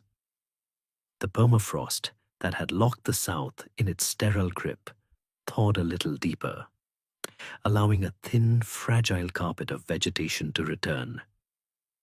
The polar desert blushed with a hint of green as tough grasses, sedges, and mosses recolonized the barren ground, and in the more sheltered river valleys, stands of hardy dwarf birch and willow took root, their skeletal forms a welcome sight in the vast open landscape. This meager improvement was enough. The great herds of the cold steppe, the mammoths, woolly rhinos, and reindeer, ever sensitive to the shifting boundaries of their pasture lands, began to drift north and west once more, venturing back across the wide, dry plain of Doggerland and onto the newly viable British peninsula. And in their footsteps, inevitably, came their hunters. After an absence of more than 50 millennia, the Neanderthals returned. It is hard to imagine what this land must have looked like to them. If any ancestral memory remained, it would have been of a far richer, more wooded world. The Britain they now entered was a harsh, marginal, and profoundly empty place, a vast, windswept prairie, stretching to a horizon broken only by the distant, shimmering wall of the northern ice. It would have been a land of immense skies and a biting, persistent wind, a place where survival depended entirely on the location of the next herd. They brought with them a toolkit, that is, for archaeologists, a fascinating puzzle. It was a late variant of their Mousterian culture, but with a curious feature. Alongside the sophisticated Levallois points and flakes, they were also making small, beautifully crafted hand axes, a tool more associated with their distant Homo heidelbergensis ancestors. This industry, known as the Mousterian of Acheulean tradition, or MTA, represents a strange technological echo from the deep past. And the best evidence for this final, fleeting Neanderthal presence comes from a site that perfectly encapsulates their world. A gravel pit at Linford in Norfolk. Here, around 65,000 years ago, was a shallow, stagnant river channel, a place where a small Neanderthal group had established a hunting camp. And what they were hunting was the biggest game of all, woolly mammoths. The remains of at least 11 individual mammoths were found here, their bones concentrated in a way that suggests this was a favored, repeatedly used butchery station. And scattered amongst the great, fossilized bones were their tools. Dozens of the distinctive MTA hand axes and flakes, many still bearing the microscopic traces of animal tissue on their sharp edges. This site offers a precious frozen moment, a glimpse into their last stand. We can imagine the scene, the small band of hunters, perhaps working together to drive a young or weakened mammoth into the sticky mud of the river channel, where its movement would be hampered. Then, the dangerous close quarters, work with their heavy spears, followed by the immense task of processing the colossal carcass. They used their small, sharp hand axes as precision butchery tools, slicing through the thick frozen hide and dismembering the joints, their hands and faces slick with blood and fat in the freezing air, the wind tearing at their fur cloaks. This was not a land of easy living. It was a life lived on the absolute edge of possibility. And this brings us to the quiet, unresolved mystery of this final chapter. Why the return of the hand axe? Was the MTA toolkit a practical adaptation? The Neanderthals realizing that the versatile, robust hand axe was simply a better tool for the heavy-duty work of processing frozen mammoth carcasses than their more delicate Levallois flakes? Or does it represent something deeper? At this time on the continent, new human groups, anatomically modern humans, were beginning to expand, bringing with them their own distinct cultures. Could the MTA be a sign of Neanderthal societies in flux, their traditions changing as they came into contact with these newcomers, or as their own populations became smaller and more isolated? The more profound question is about the nature of this final settlement. Was it a confident, thriving recolonization, a reassertion of their ancient claim to this land? Or was it something more desperate? The last gasp of a people already in terminal decline across their entire European range, their populations stretched thin, their genetic diversity dwindling. Were the hunters of Linford a robust outpost of a healthy species? Or were they a tiny, isolated group of survivors, clinging to the northernmost edge of their dying world? The evidence is too sparse to say. All we know is that their presence was incredibly brief. The false spring of the interstadial did not last. The climate began to deteriorate once more, the ice re-advanced, and the herds retreated south for the last time. And with them, the last Neanderthals of Britain packed up their tools, abandoned their mammoth kills, and walked away. This time there would be no return. Their story in this land was over. Forever. The last Neanderthals had walked off the stage, their footsteps fading into the geological noise of an advancing ice age. The curtain had fallen, and Britain was once again a silent theatre, a land without a human story. But elsewhere, far to the south and east, a new human drama was already well underway. On the plains of Africa, a different kind of person had evolved, a species that would ultimately inherit the entire planet. They were taller and more slender than the Neanderthals, their bodies built not for short bursts of power but for endurance, for covering vast distances with a loping, efficient stride.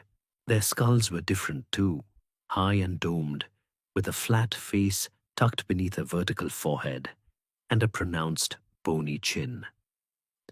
Their minds, housed within that globular cranium, seemed to have been wired in a new way, capable of a kind of symbolic and networked thought that would change the world forever. They were, to all intents and purposes, us. They were Homo sapiens. For tens of thousands of years, they had been expanding their range out of Africa, moving across the Middle East and into Asia. When they finally entered Europe around 45,000 years ago, they encountered the Neanderthals, their long-lost cousins. For a few millennia, the two kinds of human shared the continent, a period of interaction and competition that remains one of the most fascinating and poorly understood chapters in our entire history. But these newcomers were not interested in sharing. They possessed a cultural and technological dynamism that seemed to give them a decisive edge.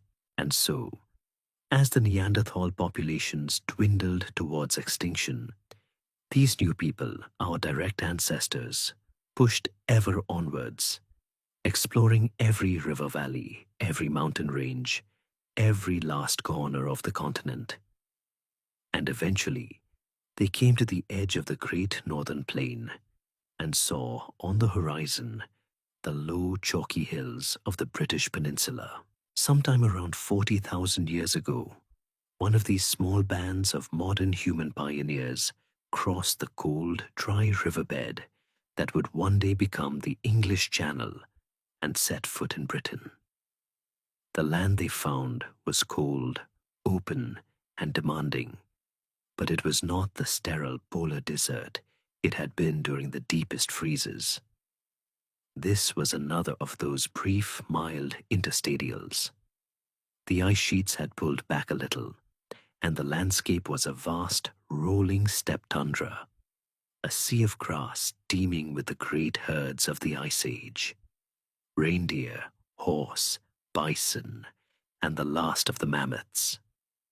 For these new people, who had honed their skills on the great plains of Europe, this was a land of immense opportunity, and they came equipped with a revolutionary way of life and a toolkit that made the Neanderthals' Mousterian industry look profoundly antiquated.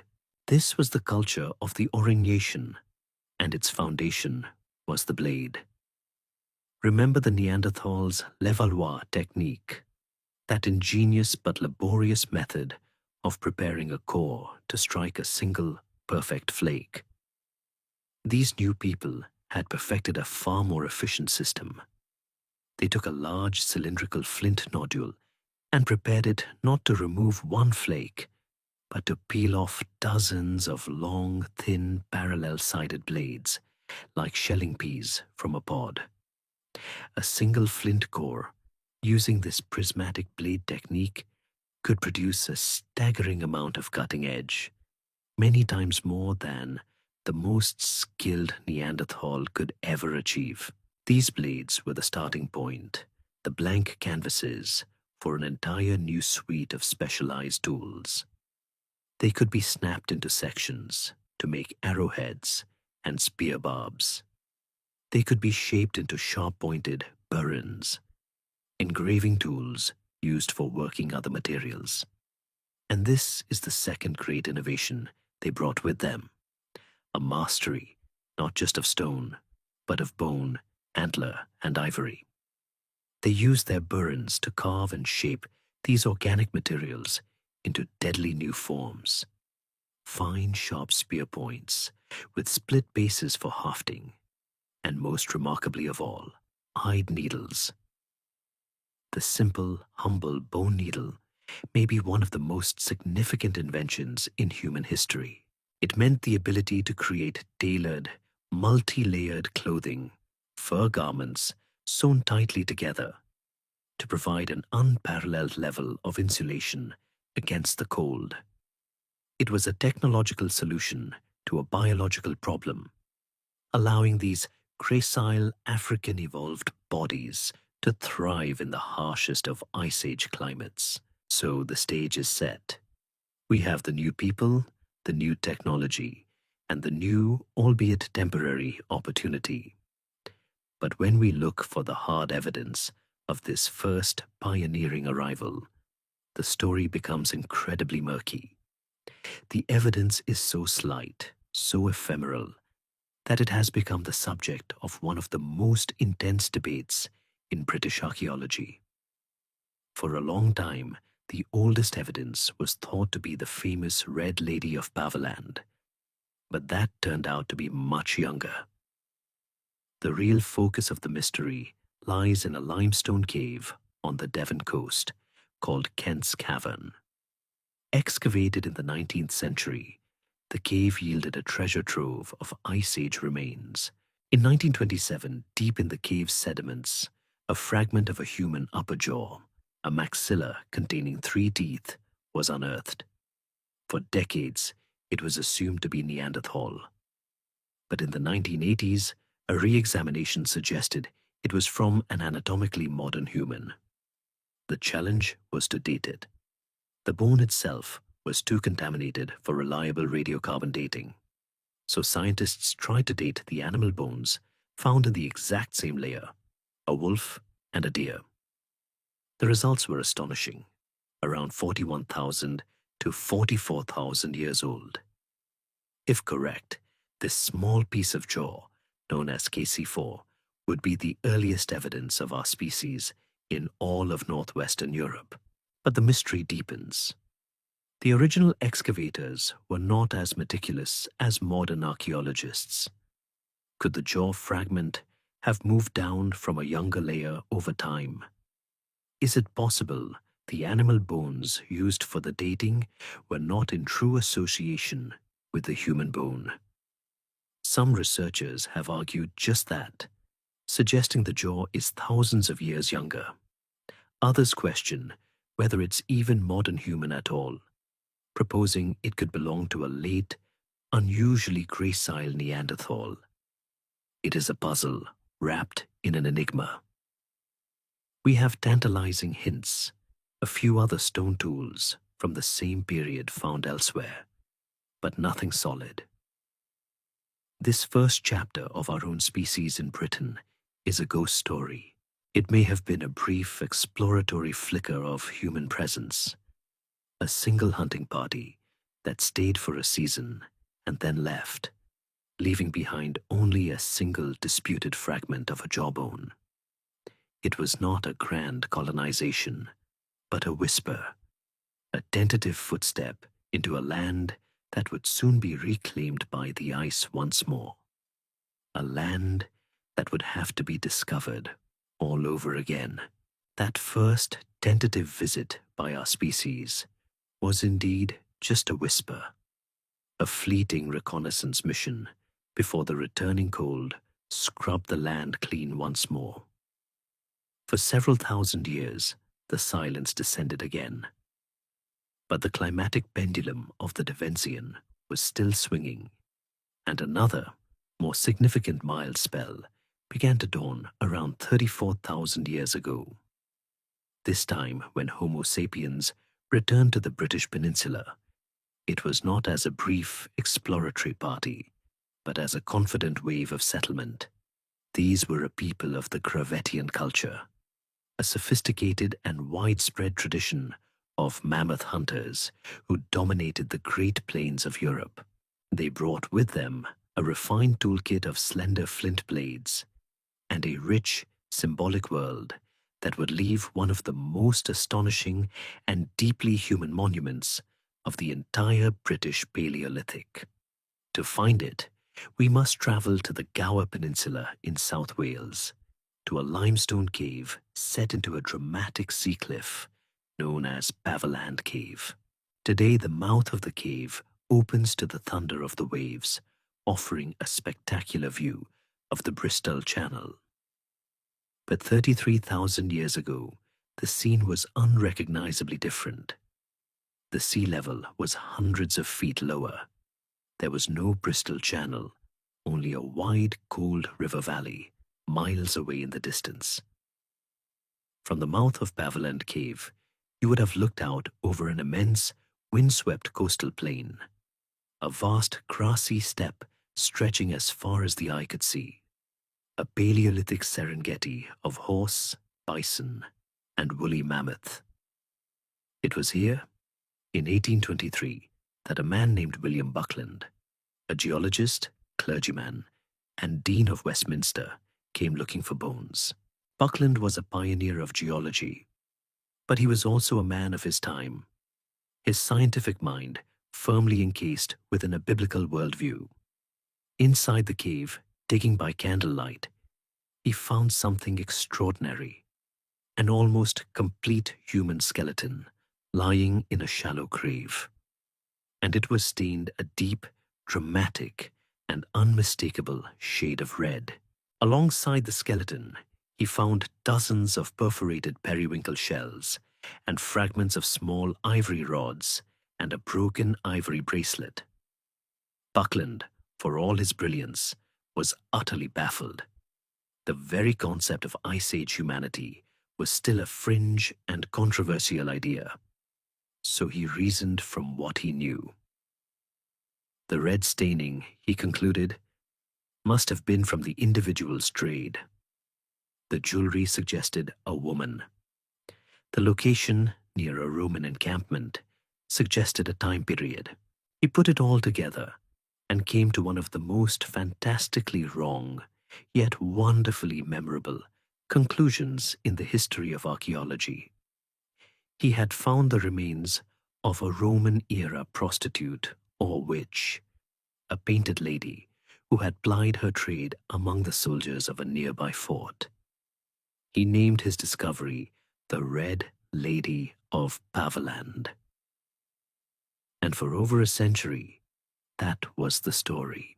The truth, when it was finally revealed by the patient work of modern science, was infinitely more profound.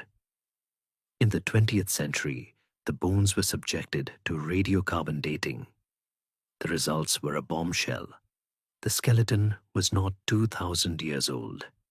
It was 33,000 years old. This was not a Roman witch. This was a person from the depths of the last Ice Age, an individual from that second Gravettian wave of settlement. It was, at the time of its dating, the oldest ceremonial burial of an anatomically modern human ever discovered anywhere in Western Europe. And the revelations didn't stop there. More recent analysis of the bones, using the subtle clues of the pelvic structure, proved that the lady was, in fact, a man, a young man, probably in his early 20s, healthy and strongly built. So let us repaint the picture. 33,000 years ago, a young man dies. His people do not simply leave his body to the wolves and the hyenas. They carry him into the shelter of this cave, a place that already held significance, as shown by the many animal bones and tools found there. They dig a shallow grave, and then they perform a ceremony of incredible vibrancy. They cover his body and the entire grave with a massive quantity of red ochre, a natural iron oxide pigment that they would have had to grind into a fine crimson powder. He was laid to rest on his side, his head resting on a mammoth skull for a pillow, looking out over that vast lost plain. He was adorned with jewelry, the necklace of periwinkle shells, the bracelets and rods meticulously carved from the ivory of a woolly mammoth. And then they buried him, leaving him to sleep in his red grave. This single burial is a Rosetta Stone for understanding the minds of these people. This was not just about disposing of a body. It was a complex, symbolic act, saturated with meaning. And this brings us to the deep, unanswered questions. What did the ochre mean? This ritual is found across the Paleolithic world, from Spain to Siberia. Was the vibrant red color a symbol of blood, and therefore of life, an attempt to magically reanimate the corpse, or to give him vitality in a presumed afterlife? Or was it a preservative, its iron oxide properties, known to have an antibacterial effect? And who was this young man? He was clearly a person of immense importance. The ivory grave goods are the Paleolithic equivalent of being buried with a crown and scepter. They connect him directly to the most powerful and dangerous beast in their world, the mammoth. This was not just decoration. It was a statement of power and prestige. Was he a great hunter, a revered leader, a shaman whose spirit communed with the animal world? The seashells, from a coastline that was then many miles away, tell us that these people were not isolated. They were part of a wider world of movement and perhaps trade. This young man was part of a dynamic, connected, and symbolically rich culture. The Red Lady, the young man of Paviland, is a vibrant splash of color in a world we too often imagine as a monochrome struggle for survival. He is a testament to the fact that 33,000 years ago, our ancestors were not just surviving. They were thinking, creating, believing, and mourning, wrestling with the same great mysteries of life and death that haunt us to this day. The world of the young man of Paviland, with his ochre-stained bones and his mammoth ivory crown, feels so vibrant, so symbolically rich, that it's easy to imagine it as the beginning of a permanent human story in Britain. It feels like a foundation stone. But it was nothing of the sort. It was a brief, golden autumn before the onset of a winter so profound it would make all previous ice ages seem like mere seasonal chills. The Gravettian people, for all their cultural sophistication, their tailored clothing, and their intricate belief systems, were living on a stage that was about to be violently dismantled. The relatively mild climate that had allowed them to flourish on the mammoth steppe was an illusion, a temporary thaw in a much larger and more powerful cycle of planetary cold. And that cycle was about to reach its terrifying, absolute crescendo. The decline began, as it always did, with the winters. They started to bite a little deeper, to arrive a little earlier, their snows lingering on the ground well into the reluctant spring. The great herds of reindeer and horse, the lifeblood of the Gravettian hunters, became more restless, their migration routes shifting further and further south with each passing generation. For the people, the signs would have been unmistakable. The hunt grew harder. The firewood became scarcer, as the last of the dwarf birch and willow succumbed to the spreading permafrost. The journey to the coast to collect seashells, like those buried with the young man, would have become a longer and more perilous undertaking. They were not ignorant of these changes. Their very survival depended on an intimate, multi-generational understanding of the landscape and its rhythms. And the rhythm they now felt was a funeral dirge. They made the same calculation that the Neanderthals had made before them, and the Heidelbergensis people before them. This land is no longer a home. It is a trap. And so they began to leave. This was not a single, panicked exodus. It was a slow, deliberate, and final withdrawal. Family by family, band by band, they would have packed up their mobile lives, their fur tents, their precious tools, their bone needles, and turned their backs on the British Peninsula, following the retreating herds south and east across the vast frozen plain that connected them to mainland Europe. The cave at Paveland, once a place of sacred ritual, fell silent, its red ghost left to stare out at a dying world. The last hunters cast their final spears, their breath pluming in the impossibly cold air. And then, they too were gone. By about 27,000 years ago, the human presence in Britain had dwindled to nothing. The last fire went out, and a silence returned, deeper and more absolute than any that had come before. For what followed was the last glacial maximum, or the LGM. It was the statistical peak of the Ice Age, the moment of maximum cold, maximum ice, and maximum desolation.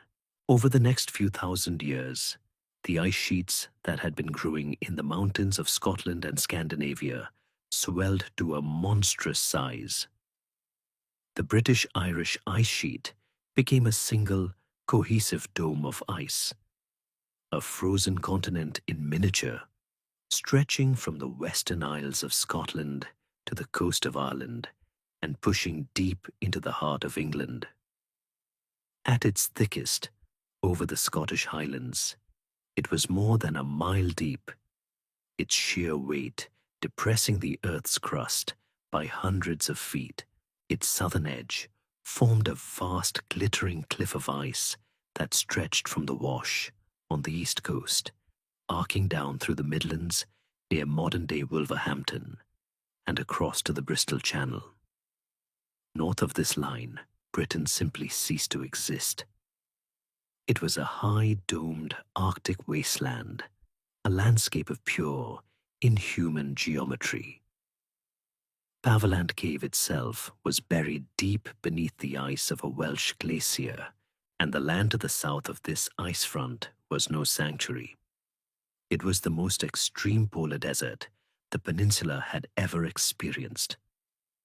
The temperature plunged to unimaginable lows, with average annual temperatures perhaps as low as 15 degrees Celsius. The wind that howled off the face of the ice sheet was a constant sand-blasting force, a permanent blizzard of ice crystals and frozen dust that scoured the landscape and made life for any complex organism impossible. The ground was frozen solid for 1,000 feet down.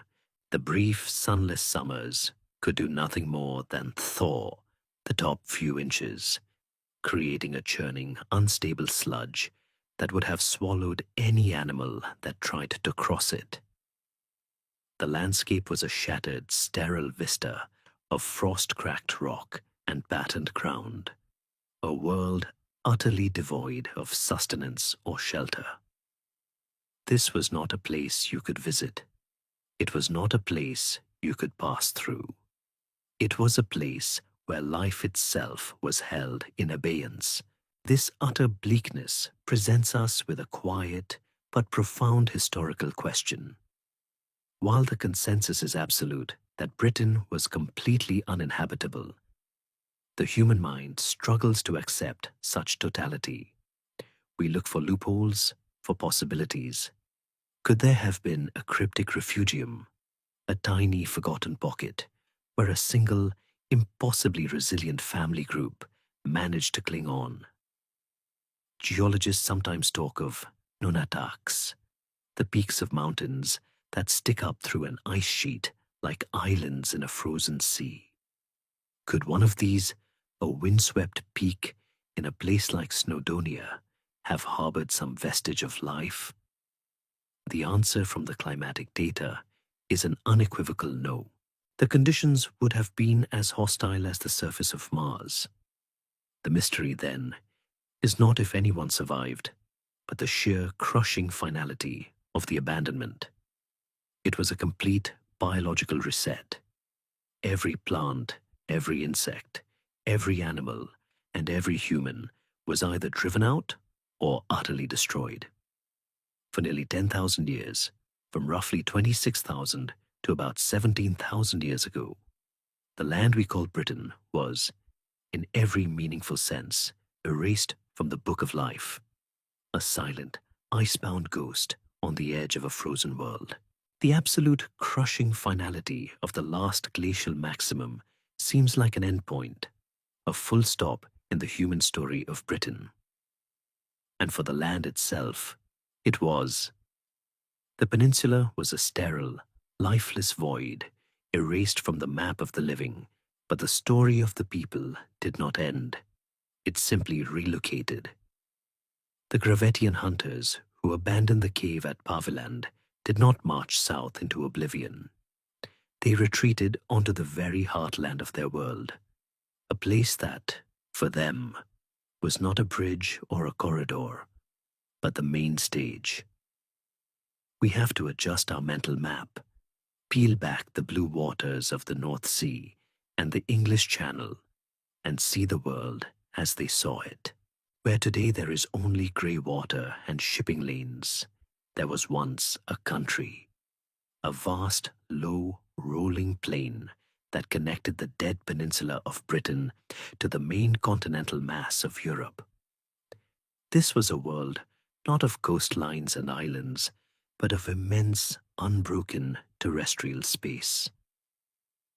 We call this lost country Doggerland. It was not a marshy, transient land bridge.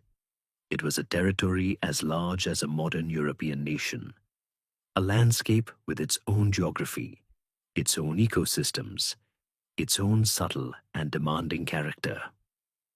In the center of what is now the North Sea, the shallow area known as the Dogger Bank was not a submerged sandbank, but a low range of hills, the Dogger Hills, providing a modest height in a world of profound flatness.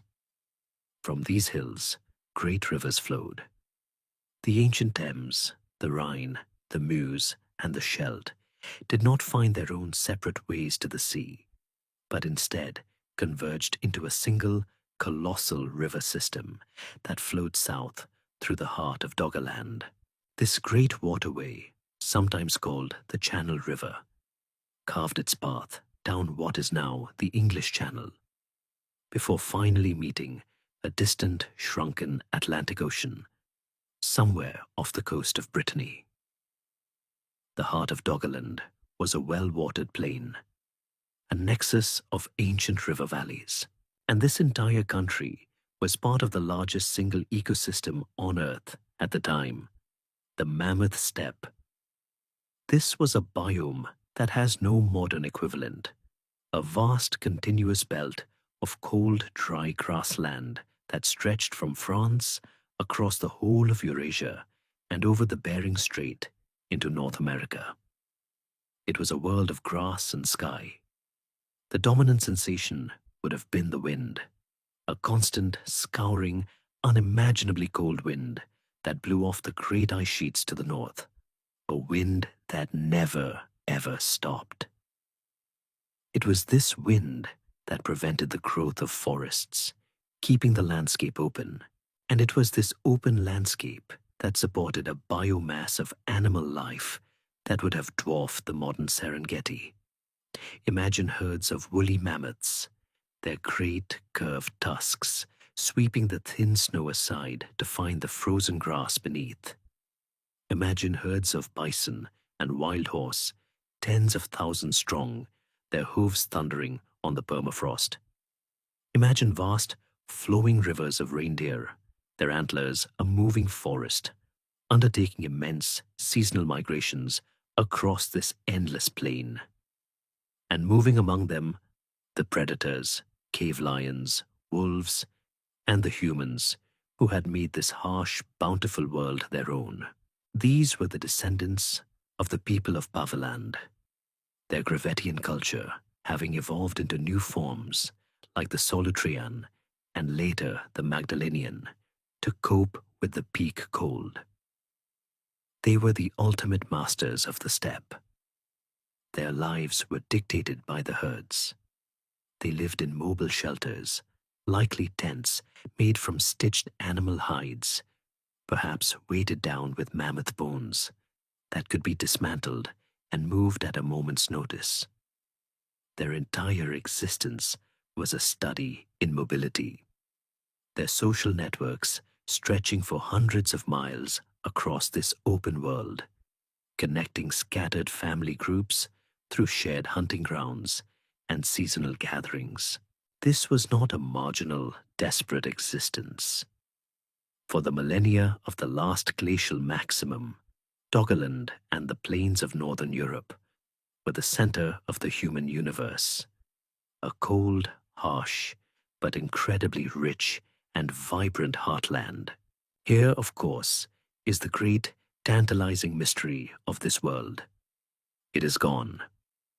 Doggerland is a true sunken kingdom, a Paleolithic Atlantis, and our knowledge of it is tragically, achingly incomplete.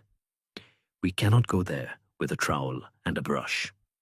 Our archaeology comes from the chaotic churn of the seabed, from the nets of fishing trawlers. A Dutch trawler dredging the brown bank pulls up a beautifully worked flint tool, or the fossilized tooth of a mammoth, or, on the rarest of occasions, a human bone. Each find is a single, decontextualized word from a lost library. We have the famous Doggerland spear point, a barbed antler harpoon head, beautifully carved, found by a fishing boat, a testament to the sophisticated hunting technology these people possessed. But how can we reconstruct a world from such fragments? Modern science has given us new eyes. Using seismic survey data from oil and gas exploration, archaeologists have been able to map the coast landscape beneath the waves. They can trace the course of those ancient rivers, identify the shores of a great freshwater lake that once existed in the heart of Doggerland, and map the contours of the lost Dogger Hills. They can take core samples from the seabed and analyze the ancient pollen trapped within, reconstructing the vegetation of this lost world. But this only gives us the stage. The human drama played out upon it remains largely invisible. Was Doggerland merely a transit zone, a vast, empty highway that people crossed to get from Britain to Europe?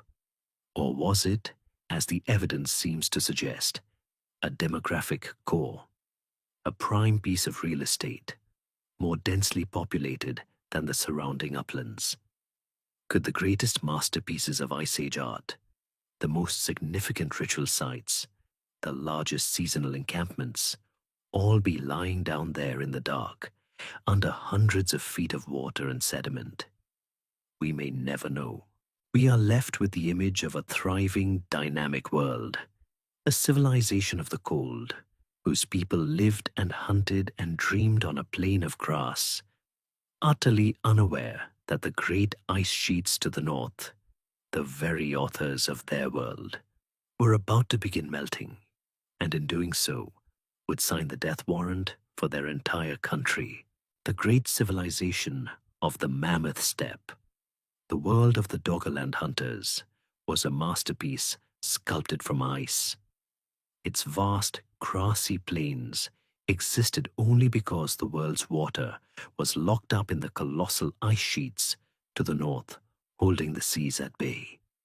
Its incredible herds of mammoth and bison thrived only in the cold, dry air that blew off those same glaciers. The people who lived there had perfected a way of life in perfect, brutal harmony with the peak of the Ice Age. But the author of their world was also to be its executioner. The same celestial cycles that had plunged the planet into deep cold began with agonizing slowness to turn the thermostat back up. The change started not as a flood, but as a drop of water, a single bead of melt water on the snout of a glacier, catching the weak light of an Arctic summer. Then another, and another, until the drops became trickles, the trickles became torrents, and the torrents became cataclysmic, world-altering floods. The Great Thaw was not a gentle spring. It was a messy, violent, and chaotic affair. The great British-Irish ice sheet, that mile-high dome of ice, began to rot from within.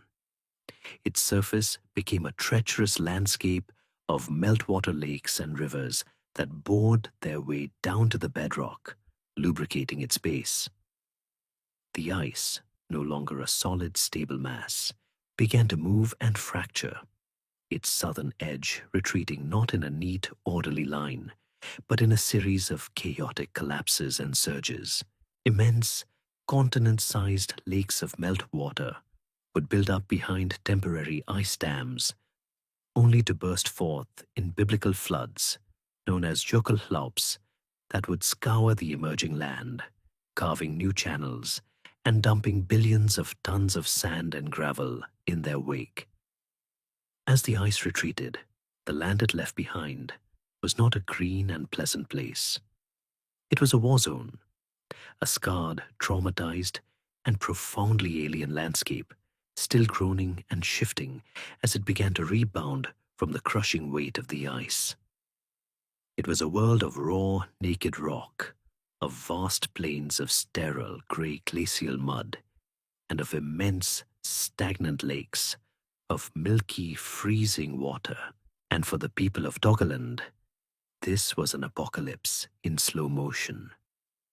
The rising sea levels, fed by the melting of the world's glaciers, were the ticking clock on their entire country. With each passing century, the sea nibbled away at the edges of their world. The great Channel River, once a freshwater artery in the heart of their land, began to slow, to widen, to taste of salt as the encroaching Atlantic pushed its way up the valley, turning it into a vast, brackish estuary. The coastline was in constant, bewildering flux.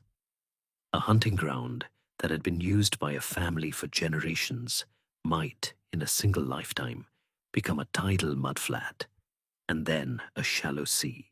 The Mammoth Steppe itself began to die.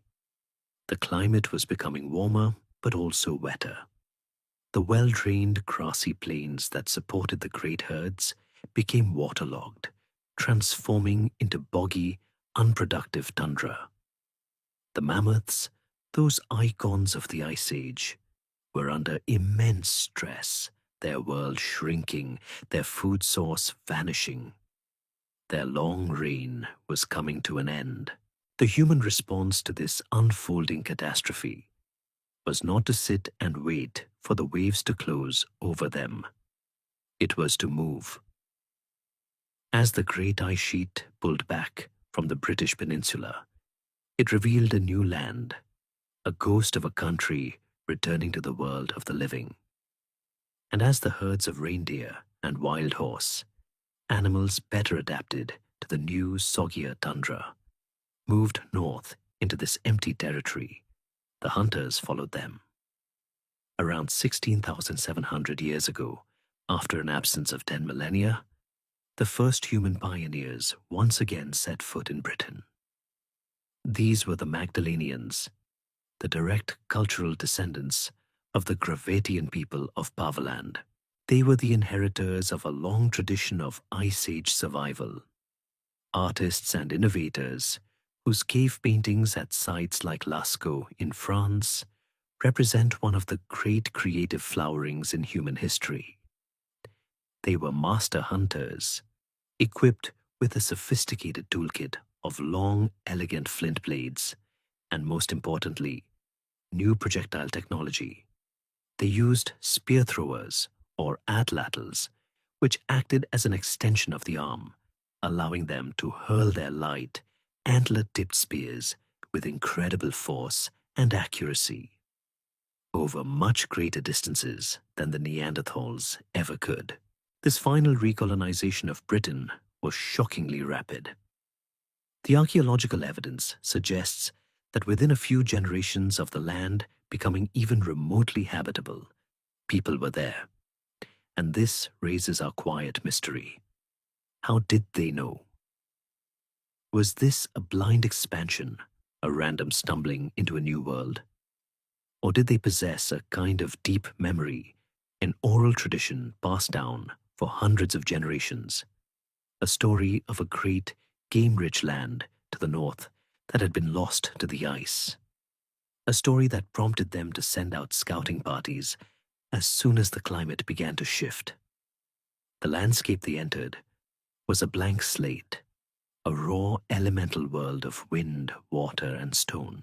Life was a fragile film on a deeply scarred surface.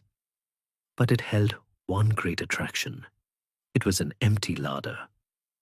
For 10,000 years, no predator had hunted here. The animals that moved into this new land were naive, unwary. For these pioneering Magdalenian hunters, it must have seemed like a paradise of fools, a land of easy meat. They established their first base camps in sheltered, strategic locations that offered a commanding view of the surrounding plains. Places like Creswell Crags, on the border of Derbyshire and Nottinghamshire, and the Great Cave of Guffs, at the foot of the Cheddar Gorge. From these footholds, they began the last great Paleolithic adventure in Britain, the exploration and settlement of a brand new Old World. Those first pioneering Magdalenian hunters pushing north into the raw, newly thawed landscape would have been drawn to places that offered a natural advantage, and few places in the scarred, empty heart of post-glacial England would have been more advantageous than Creswell Crags. Imagine a deep, winding gorge carved by a meltwater river through a ridge of soft limestone. The river provided water and attracted game.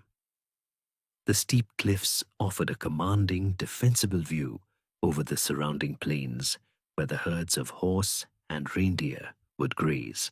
And most importantly, the cliffs were riddled with the dark mouths of caves, natural, ready-made shelters from the relentless wind and the biting cold. For these returning humans, it was the Paleolithic equivalent of a prime piece of real estate, a perfect base camp from which to explore and exploit this new, empty world. And for a long time, that's all we thought it was. A campsite, a butchery station, a place of practical survival. The tools and the animal bones found there told a story of a hard, pragmatic existence. For over a century, archaeologists believed that while their cousins in France and Spain were turning caves like Lascaux and Altamira into sublime painted cathedrals, the people who came to Britain had left all that behind. Their minds focused only on the grim business of staying alive. Britain was an artistic desert, but the secrets of a cave are not always given up easily. Sometimes they wait for the right kind of light. In the early 2000s, a team of archaeologists and prehistorians, armed with powerful modern lamps, went back into the caves at Creswell Crags, specifically into a large chamber known as Church Hole. They weren't looking for paint. They knew the damp British climate would have destroyed any paintings long ago. They were looking for something far more subtle. lying on their backs on the cold cave floor. They shone their lights at a low angle across the rough limestone of the ceiling, a technique called raking light.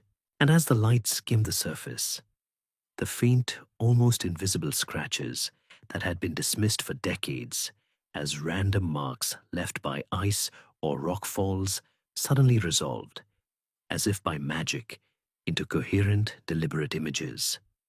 The random scratch was the powerful, sloping back of a bison, its head lowered, its beard and horns clearly defined. Another set of lines was the elegant, long-necked form of a wild horse. They had found it. After more than 14,000 years of waiting in the dark, the art of Ice Age Britain had finally been seen again. What they uncovered was not a single, isolated doodle, but an entire gallery of engravings. A ghostly zoo of Ice Age animals scratched into the living rock with a sharp flint burin. There are multiple images of stags, their antlers branching across the ceiling. There is what appears to be a graceful, long-necked bird, perhaps a crane or a swan.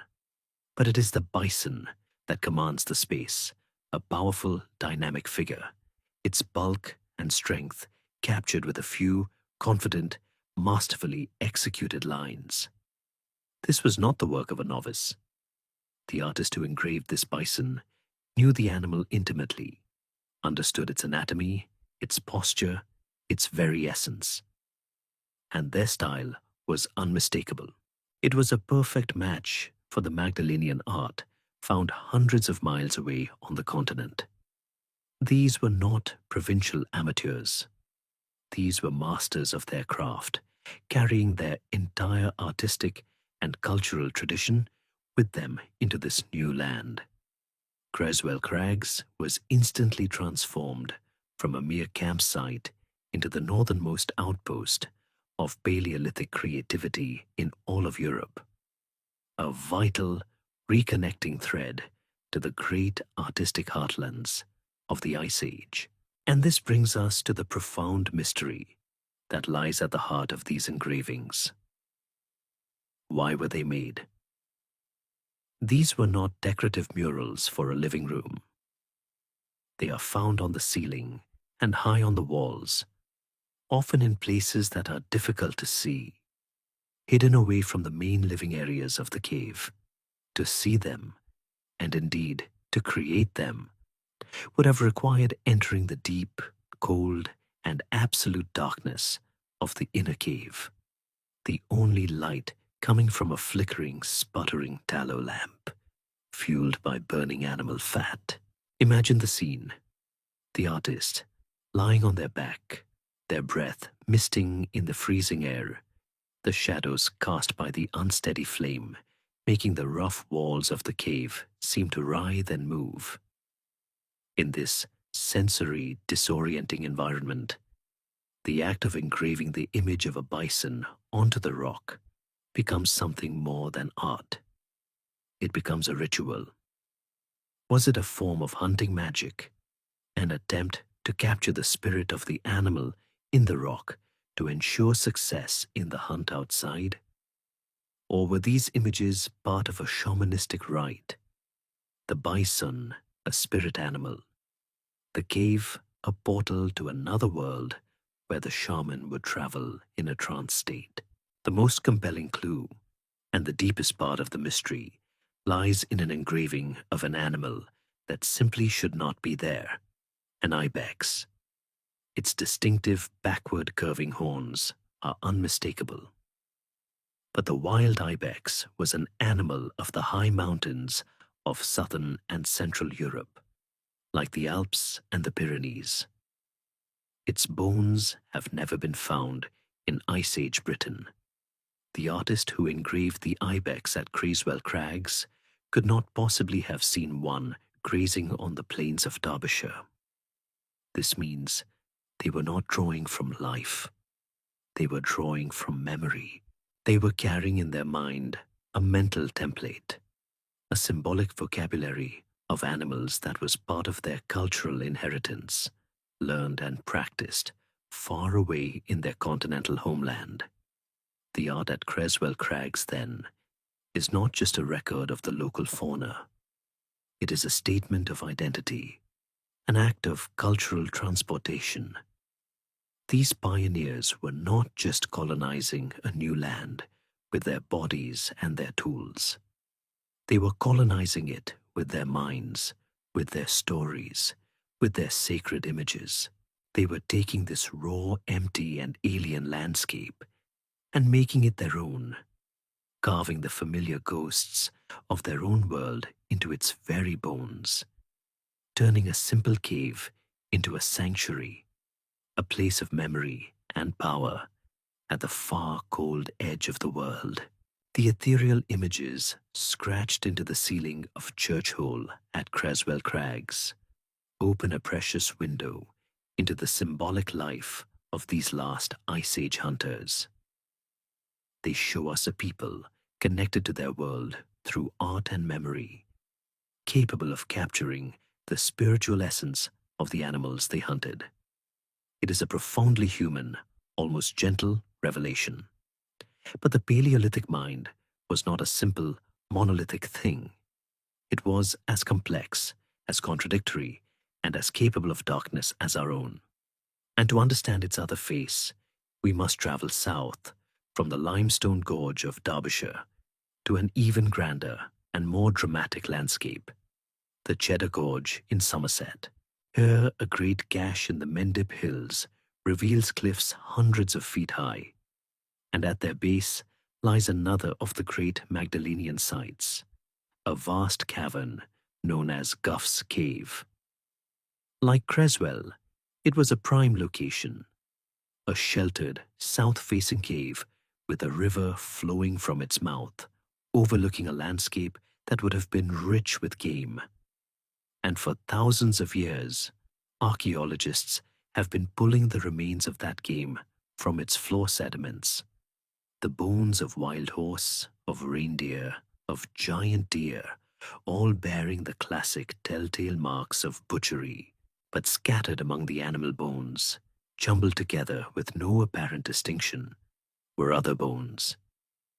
Bones that were undeniably human. For a long time, their presence was a puzzle. Were these later burials that had been accidentally mixed in with the older animal remains? Or was something else going on? It was only with the advent of modern forensic techniques, the ability to examine bones under powerful microscopes and to date them with pinpoint accuracy, that the horrifying stomach-churning truth began to emerge. The human bones were exactly the same age as the animal bones, around 14,700 years old. They belonged to the same Magdalenian people who had made the art at Creswell Crags, and they had been subjected to the exact same treatment as the carcasses of the wild horses. The evidence is meticulous, unambiguous, and deeply unsettling. We find human skulls, arm bones, and leg bones, with the fine parallel V-shaped cut marks left by sharp flint knives clustered around the major muscle attachments, the signature of systematic defleshing. We find human finger bones with human teeth marks on them, the indentations showing where someone had chewed the flesh from the bone. We find the long bones, the femurs and tibias, not laid out in careful burial, but shattered, deliberately broken open with hammerstones, in the same way one would break a reindeer bone to get at the rich, nutritious marrow inside. The remains belonged to at least 5 individuals, including a young child of about 3 and 2 adolescents. This was not a sacred burial ground. It was a butchery site, and humans were on the menu. This discovery forces us to confront the specter of cannibalism. The word itself is so loaded, so freighted with our deepest taboos, that it can be hard to think about it clearly. The first, most obvious explanation is that of survival. Perhaps this was a time of desperate starvation, a brutal winter when the herds had vanished and the hunters returned to camp empty-handed day after day. In such an extremity, could a group have been forced to consume its own dead to survive? It's a plausible, if grim, scenario. But the evidence at Guff's Cave points towards something far stranger, something more complex and, in a way, more terrifying than a simple act of desperation. The clue lies not in the bones that were shattered, but in the ones that were preserved with meticulous, obsessive care. The skulls. 3 human skulls from the cave had been prepared in a highly unusual and standardized way. First, the scalp and all the soft tissue had been carefully sliced off. Then, using precise controlled blows, the facial bones and the base of the skull were removed. Finally, the ragged edge of the remaining cranial vault was delicately retouched with fine flint flakes, trimming and smoothing it, until the result was a perfectly formed, symmetrical, and quite serviceable bowl or cup, made from the upper part of a human head. These are not the hasty, smashed remnants of a starvation event. They are carefully curated artifacts, crafted with a level of skill and attention to detail that speaks not of desperation, but of tradition. They are ritual objects. This is the heart of the mystery of Guff's Cave. We are not looking at survival cannibalism. We are almost certainly looking at ritual cannibalism.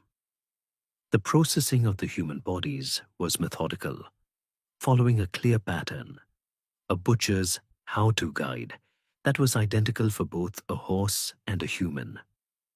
The creation of the skull cups was the final ceremonial step in this process. But what did the ritual mean? This is a question that may never be answered, a whisper from a moral universe that is utterly alien to our own. Was it a form of funerary rite?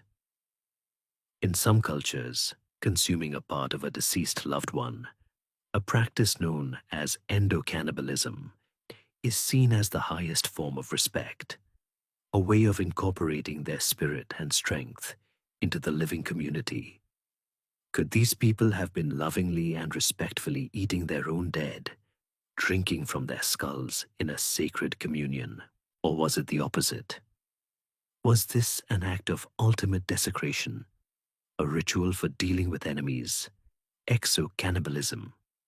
Was this small band of hunters displaying the heads of their vanquished foes, consuming their flesh to absorb their power, and turning their skulls into trophies, a stark and brutal warning to any rivals? The evidence itself is silent on the motive. We cannot know if the individuals consumed were cherished relatives or hated enemies.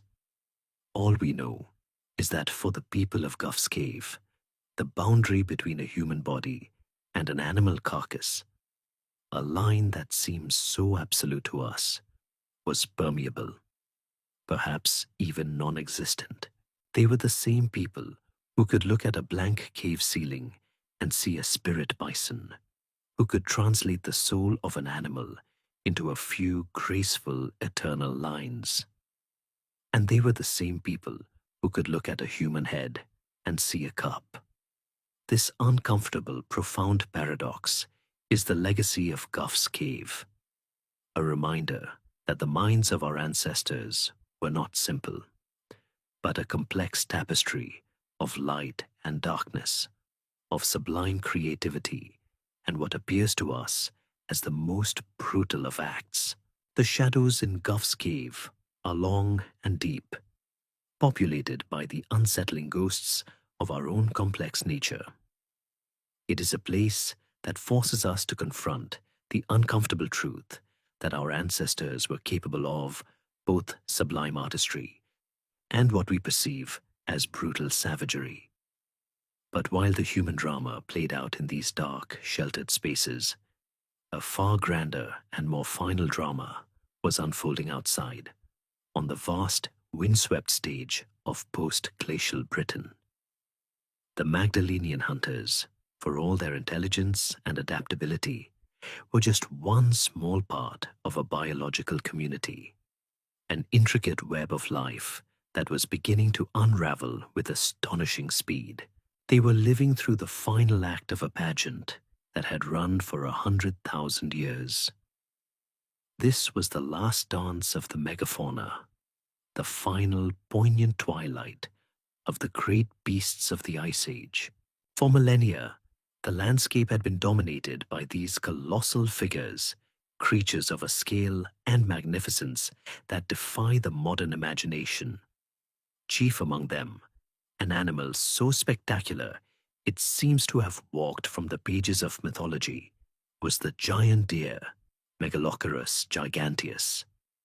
Often called the Irish elk, it was neither exclusively Irish nor an elk, but a true deer of monumental proportions, standing nearly 7 feet tall at the shoulder, larger than any living moose. But its size was not its most defining feature. That was reserved for its antlers. In a prime bull, the antlers could span 12 feet from tip to tip and weigh nearly 90 pounds. This was the largest and most metabolically expensive headgear in the history of life on Earth. A breathtaking, almost absurd statement of genetic fitness. To see a herd of these creatures moving across the open parkland, their great, palmate antlers held high, would have been to witness a scene of profound and ancient grandeur. Sharing this world was the undisputed icon of the age, the woolly mammoth. We have their bodies, flash frozen in the Siberian permafrost, so we know them with an intimacy we have for no other extinct creature. We know the color of their shaggy reddish-brown coats, the thick layer of fat beneath their skin for insulation, their small fur-lined ears to prevent frostbite. They were social, intelligent animals, living in matriarchal herds, just like modern elephants, the wise old females leading their families across the vast grassy plains. Their great, curving tusks used not just for defense, but for sweeping away the snow to find the frozen vegetation beneath. Alongside them plodded the woolly rhinoceros, a more solitary and perhaps more cantankerous beast. A 2-ton tank of muscle and horn, its head perpetually lowered to graze. And stalking them all was the apex predator, the cave lion, a beast a quarter again as large as a modern African lion, a specialist hunter perfectly adapted to bringing down the young, the old, and the unwary of these giant herds. This was the world the Magdalenians inherited, a world of giants, but it was a world built on a climatic knife edge. The mammoth steppe, that cold, dry grassland that sustained this entire ecosystem, was an artifact of the deep freeze, and the great thaw, the warming period, known as the Billing-Allerud Interstadial, was its death sentence. The rising temperatures were one thing, but the real killer was the moisture. As the glaciers melted, the air grew humid, the rainfall increased, and the well-drained grassy plains began to turn to mush. The nutrient-rich grasses that the mammoths and rhinos depended on were replaced by waterlogged sedges and mosses, a kind of green desert that looked lush but offered poor nutrition. The ground itself became a trap, with bogs and wetlands spreading where once there had been firm permafrost. For a multi-ton mammoth, a bog is a death sentence. And as the ground grew wetter, the trees returned. At first, it was a scattered vanguard of dwarf birch and willow, but soon they were followed by taller, denser stands of birch and pine. The open world began to close in. For the giant deer, This was a catastrophe. Those magnificent 12-foot antlers, such a potent symbol of power on the open plain, became a fatal liability in even a moderately dense woodland, snagging on branches, making escape from predators and movement through the landscape impossible. And so, one by one, the giants began to fail. The archaeological record tells a story of a slow, staggered collapse. The woolly rhino seems to have been the first to go in Britain. Then the cave lion, its specialized prey base, dwindling, starved into extinction. And finally, the mammoths and the giant deer, their habitats shrinking year by year, their populations becoming smaller, more fragmented, and more vulnerable. This brings us to one of the most hotly contested debates in prehistory. Who or what delivered the final blow? Was it the climate or was it us? For decades, the overkill hypothesis, championed by Paul Martin, suggested that the arrival of highly skilled human hunters with their deadly projectile weapons was the primary cause of the mass extinction.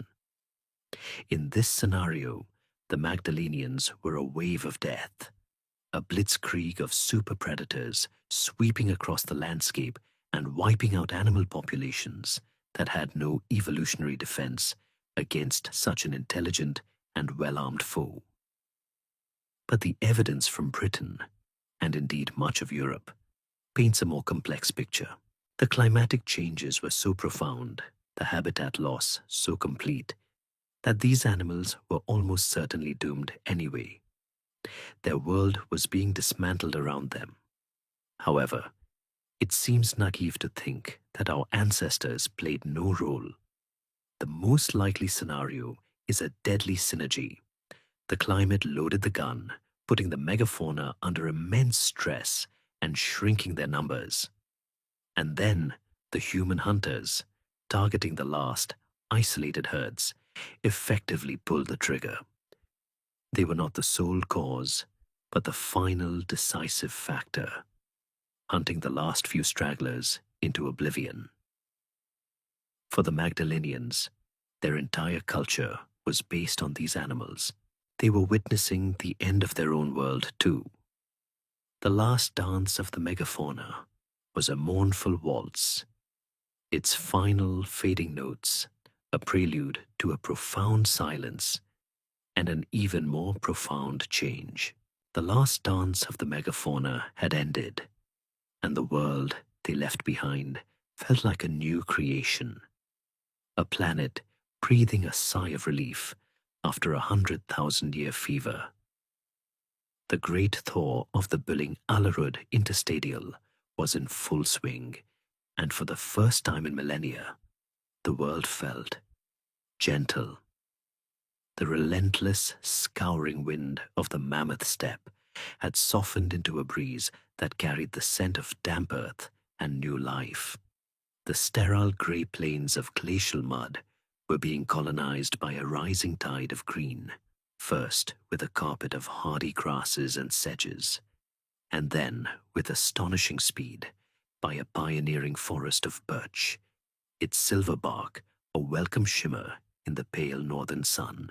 The rivers, once choked with the milky rock flour of the glaciers, now ran clear over their gravel beds. For the Magdalenian people living through this change, it must have felt like a promise fulfilled, the dawning of a new and permanent age of warmth. Their entire way of life was adapting. The focus shifted from hunting the great, open plain herds of mammoth and bison to stalking the smaller, more solitary game of the emerging woodlands. Red deer, roe deer, the giant elk. They were becoming a people of the forest, their world growing quieter, greener, and seemingly safer. But the planetary systems that govern our climate are not a gentle, linear progression. They are a chaotic, complex machine, a web of interconnected currents and feedback loops, and sometimes a single critical component can fail with a sudden, catastrophic snap. The people of 12,900 years ago were about to learn this lesson in the most brutal way imaginable. They were standing on a climatic cliff edge and had no idea. The very engine of their warming world, the melting of the great ice sheets, was about to trigger its own undoing. The entire climate of Northern Europe is a gift from the ocean, specifically from a great looping current known as the Atlantic Meridional Overturning Circulation, or AMOC. Think of it as the planet's hot water bottle. Warm, salty water from the tropics flows north, releasing its heat into the atmosphere and keeping places like Britain far warmer than their latitude should allow. As it cools and becomes denser, this water sinks to the deep ocean near Greenland and Iceland, and then flows south again, completing the circuit. For this system to work, the northern water has to be salty enough to sink. But for centuries, the melting ice sheets of North America had been pouring unfathomable volumes of cold, fresh water into the North Atlantic. For a time, the ocean absorbed it, but eventually, a tipping point was reached.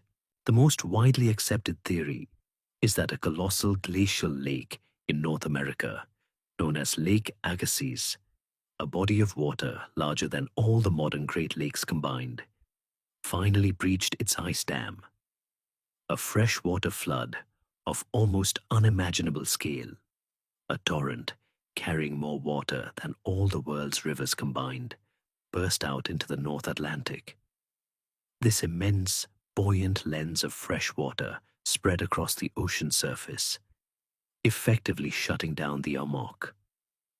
The hot water bottle was switched off, and the climatic response was not a gentle cooling over centuries.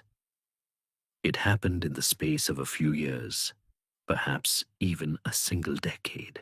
It was as if a giant invisible hand had reached out and thrown the planet's thermostat violently into reverse. This was the Younger Dryas, a geological snap freeze, a brutal 1300-year return to the absolute worst conditions of the Ice Age. The birch forests that had taken centuries to grow died in a single generation. The silver trunks left standing like a skeletal army on a newly frozen plain. The permafrost, which had been in retreat, surged southwards again, locking the ground in its iron grip.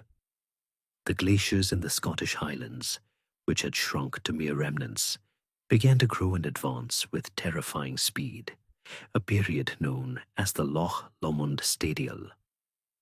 The world didn't just cool, it rewound. Britain was plunged back into a state of Arctic tundra, a windswept, treeless wasteland, almost as hostile as it had been at the last glacial maximum. And this shocking reversal leads us to one of the most exciting and controversial mysteries in modern science. While the Lake Agassiz flood is a strong contender for the trigger, another more dramatic hypothesis whispers from the fringes. A growing number of scientists argue that the trigger wasn't a flood, but a cosmic accident. The Younger Dryas impact hypothesis proposes that a comet or asteroid exploded in an airburst over the North American ice sheet. The blast would have vaporized a significant amount of ice, injecting vast quantities of water vapor and dust into the atmosphere, destabilizing the climate and triggering the subsequent meltwater pulse. Proponents point to a thin layer in the sediment, from this time containing exotic materials like nanodiamonds and elevated levels of platinum, signatures consistent with an extraterrestrial impact. The debate is fierce, but the possibility is intoxicating. That this entire climatic catastrophe was not the result of a terrestrial process, but a direct intervention from outer space. For the small human population of Britain, the cause was irrelevant. The effect was absolute. Their world was utterly destroyed. The forests were gone. The woodland animals they had learned to hunt had vanished, and the very ground beneath their feet had frozen solid. Their resilience was tested not by hardship, but by impossibility. The archaeological record tells the story in what it lacks. After 12,900 years ago, the human signal in Britain, the flint tools, the butchered bones, the campfire hearths, goes almost completely silent. There is a profound and telling emptiness. They did not stay and fight. They did not attempt to endure the unendurable. They made the same heartbreakingly logical choice their ancestors had made time and time again. They left. For at least the third, and perhaps the final time, the British Peninsula was completely abandoned. The promise of a new, warmer world had been a cruel trick, a false dawn. Britain was once again an empty land, a ghost island waiting under a frozen sky for the ice to give up its grip one last time. The long 1300-year winter of the Younger Dryas felt like a final vindictive act of the Ice Age, a brutal and seemingly permanent return to the frozen status quo. The people who had fled Britain had every reason to believe that the brief green promise of the thaw had been a lie, and that the world had locked itself back into its ancient icy rhythm. They retreated to their continental heartlands, to the river valleys of France and Germany, and resigned themselves once more to a life dictated by the tundra. But the great, chaotic engine of the Earth's climate had one last, violent surprise in store. The shutdown of the Atlantic conveyor belt, the very thing that had plunged the world into this deep freeze, was not a permanent failure. The ocean, in its own vast and patient timescale, was rebalancing. The great flood of fresh water from the melting glaciers had dispersed. The salinity of the North Atlantic began to rise again, and somewhere in the deep, dark waters off the coast of Greenland, the great current stirred, and the engine sputtered back to life. The end of the Younger Dryas was not a slow, gentle dawn. It was a flick of a switch. The evidence, drilled from the 2-mile-thick ice sheet of Greenland, is written in layers of ancient snow, and it tells a story of a climate shift so abrupt it borders on the unbelievable. Around 11,750 years ago, in the space of a single human lifetime, perhaps in as little as a couple of decades, the average temperature in the North Atlantic region shot up by as much as 7 degrees Celsius. It was the most dramatic and rapid global warming event in the planet's recent geological history. The 1300-year winter did not fade away. It shattered. The glaciers that had been reborn in the Scottish Highlands, which had been grinding their way down through the lochs, now began to melt with catastrophic speed, hemorrhaging water and ice. And within a few centuries, they had vanished for the last time, leaving behind only the deep U-shaped valleys and the scoured bedrock as their final testament. The Ice Age, after a reign of more than 2.5 million years, was finally, truly over. This final, definitive warming triggered the most profound environmental transformation in Britain's history. It was the birth of the world we know today. The first and most dramatic change was the death of the open plain. The tundra, that vast treeless landscape of sedges and mosses, could not survive the warmth and the rising rainfall. Its death warrant was signed by a single pioneering tree, the birch. Its light, winged seeds were carried on the wind from the European mainland, and they found a fertile bed in the raw, virgin soils left behind by the retreating ice. With no competition, the birch exploded across the landscape. Within a few centuries of the warming, a vast, pale, and airy birch forest had swept northwards, covering almost the entirety of Britain.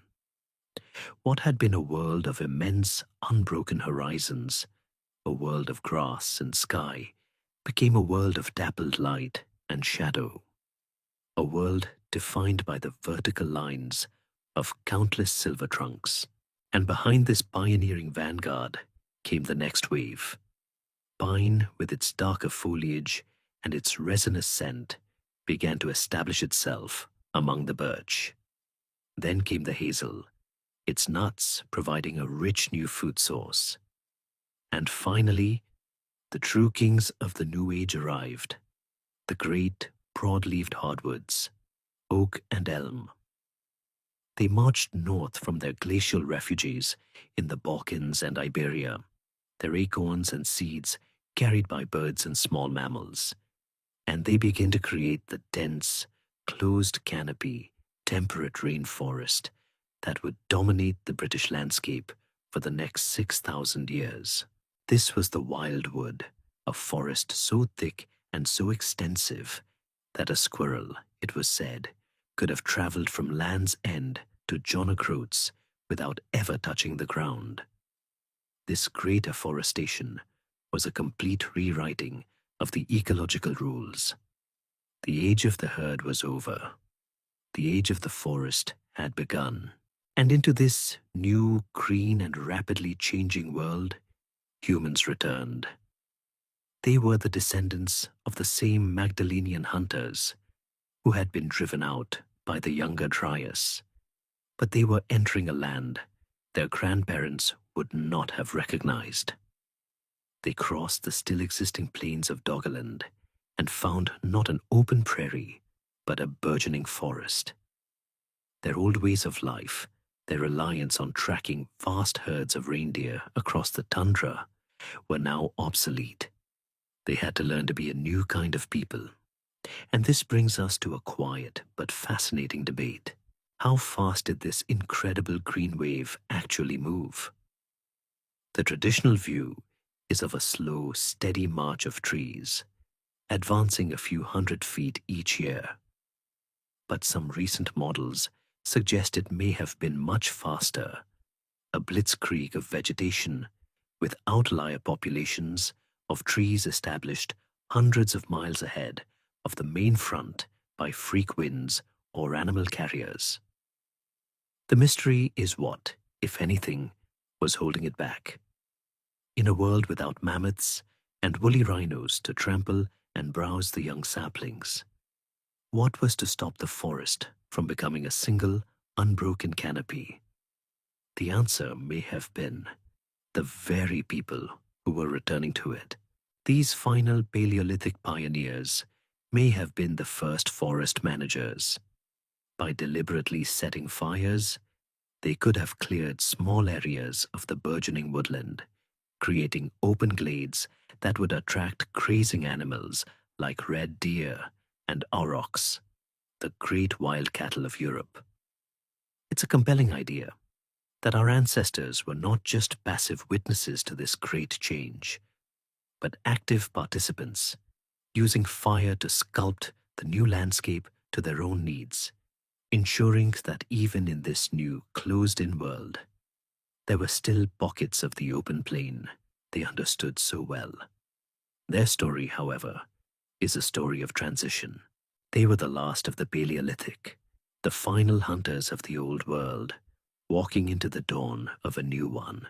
The last of the Paleolithic hunters, those pioneers who had returned to a world being reborn, found themselves in a strange and rapidly shrinking paradise. For generations, their ancestors had been people of the horizon, their minds shaped by the vast unbroken emptiness of the mammoth steppe, their eyes accustomed to scanning immense distances for the telltale dust cloud of a migrating herd. But now, with every passing year, the horizon was drawing closer. The forest That great silent green tide of birch and pine was closing in, swallowing the open plains, muffling the world in a cloak of leaves and shadow. The very air was different, no longer the crisp, dry, skewering wind of the Ice Age, but a softer, damper, more intimate atmosphere, heavy with the scent of wet earth, decaying wood, and the resin of the pines. Their entire world was being fundamentally rewritten, and the old ways of life, the old certainties, were turning to dust and leaf mold. This profound environmental shift marks for archaeologists a convenient line in the sand. It is the end of the Paleolithic, the Old Stone Age, and the beginning of a new chapter, the Mesolithic, or Middle Stone Age. But for the people living through it, it was not a neat and tidy turning of a page. It was a slow, challenging, and deeply creative process of adaptation, a multi-generational struggle to learn how to be human in a world that was no longer built for giants. The old toolkit, the long, elegant flint blades, and the powerful spear thrower of the Magdalenians was a technology perfected for the open plain. The atlatl could hurl a spear with devastating force over 100 yards, a perfect weapon for bringing down a horse or a reindeer in a wide, treeless landscape. But in the dense, tangled undergrowth of the new wildwood, it was a clumsy and ineffective tool. Its long arc was easily deflected by a branch, its killing power wasted in the close-quarters chaos of the forest. The great, consolidated herds were gone, replaced by smaller, more elusive prey. The shy roe deer, the solitary and formidable aurochs, the intelligent and wary wild boar. A new kind of hunting required a new kind of weapon and a new way of thinking about stone. And so began a technological revolution, a move away from the big, single-purpose tool towards something smaller, more versatile, and infinitely more adaptable. This was the age of the microlith. Imagine a master flint knapper, no longer focused on producing a single perfect blade, but on creating tiny, standardized geometric components. With incredible skill, they would produce small, slender blades, and then, using a technique of controlled snapping, they would shape them into minuscule, razor-sharp triangles, crescents, and trapezoids, some no bigger than a little fingernail. These were not tools in themselves. They were the interchangeable parts of a sophisticated new composite technology. These tiny flint chips were set in rows along a groove in a wooden or bone shaft and held in place with birch bark tar, creating the serrated, saw-toothed edge of a knife or the lethally barbed point of a harpoon. But their most important application was as the tip and barbs of a new and revolutionary weapon, one perfectly suited to the silent, shadowy world of the forest, the bow and arrow. The arrow, silent, accurate, and deadly at short range, was the perfect answer to the challenges of woodland hunting. The Mesolithic toolkit was a testament to a new kind of ingenuity, a miniaturization that gave them a flexibility their ancestors could only have dreamed of. This technological shift was mirrored by a profound change in their way of life. They were no longer following the great migrations. Instead, they became masters of a smaller, more intimate territory, their lives tethered to the rich resources of the lake shores, the river valleys, and the newly forming coastlines. Their diet, once heavily focused on a few big game species, diversified into a broad spectrum of resources that would have astonished their ancestors. They were still hunters of red deer and wild boar, but they were now also expert fishermen, using their barbed harpoons to spear pike and eels in the clear rivers. They were fowlers, using their new bows to bring down ducks and swans in the wetlands. And they became expert foragers, gathering the bounty of the forest, vast quantities of hazelnuts, which they would roast and store for the winter, along with berries, roots, and fungi. This new, more settled existence is best captured at a single, miraculous site, Starkar in Yorkshire. Here, on the edge of what was once a vast post-glacial lake, a small Mesolithic community built a settlement. The waterlogged, peaty soil preserved a snapshot of their world with unbelievable clarity. We have the wooden platforms they built out over the reeds, the birch bark rolls they used for containers, even a wooden paddle. The earliest evidence of boat building in Britain, but the most enigmatic and evocative finds from Starkar are the headdresses. Archaeologists have unearthed more than 30 frontlets made from the skulls of red deer, the antlers still attached, the bone carefully scraped clean and perforated, clearly designed to be worn on a human head. And this is the great mystery of these new people of the forest. What were these for? Were they simply elaborate hunting disguises, a practical tool to allow a hunter to creep closer to a herd of deer? Or, as seems more likely, were they the sacred regalia of a shaman, worn during a ritual dance to commune with the deer spirit, to ask its permission for the hunt, to ensure the continuity of the life that now sustained them?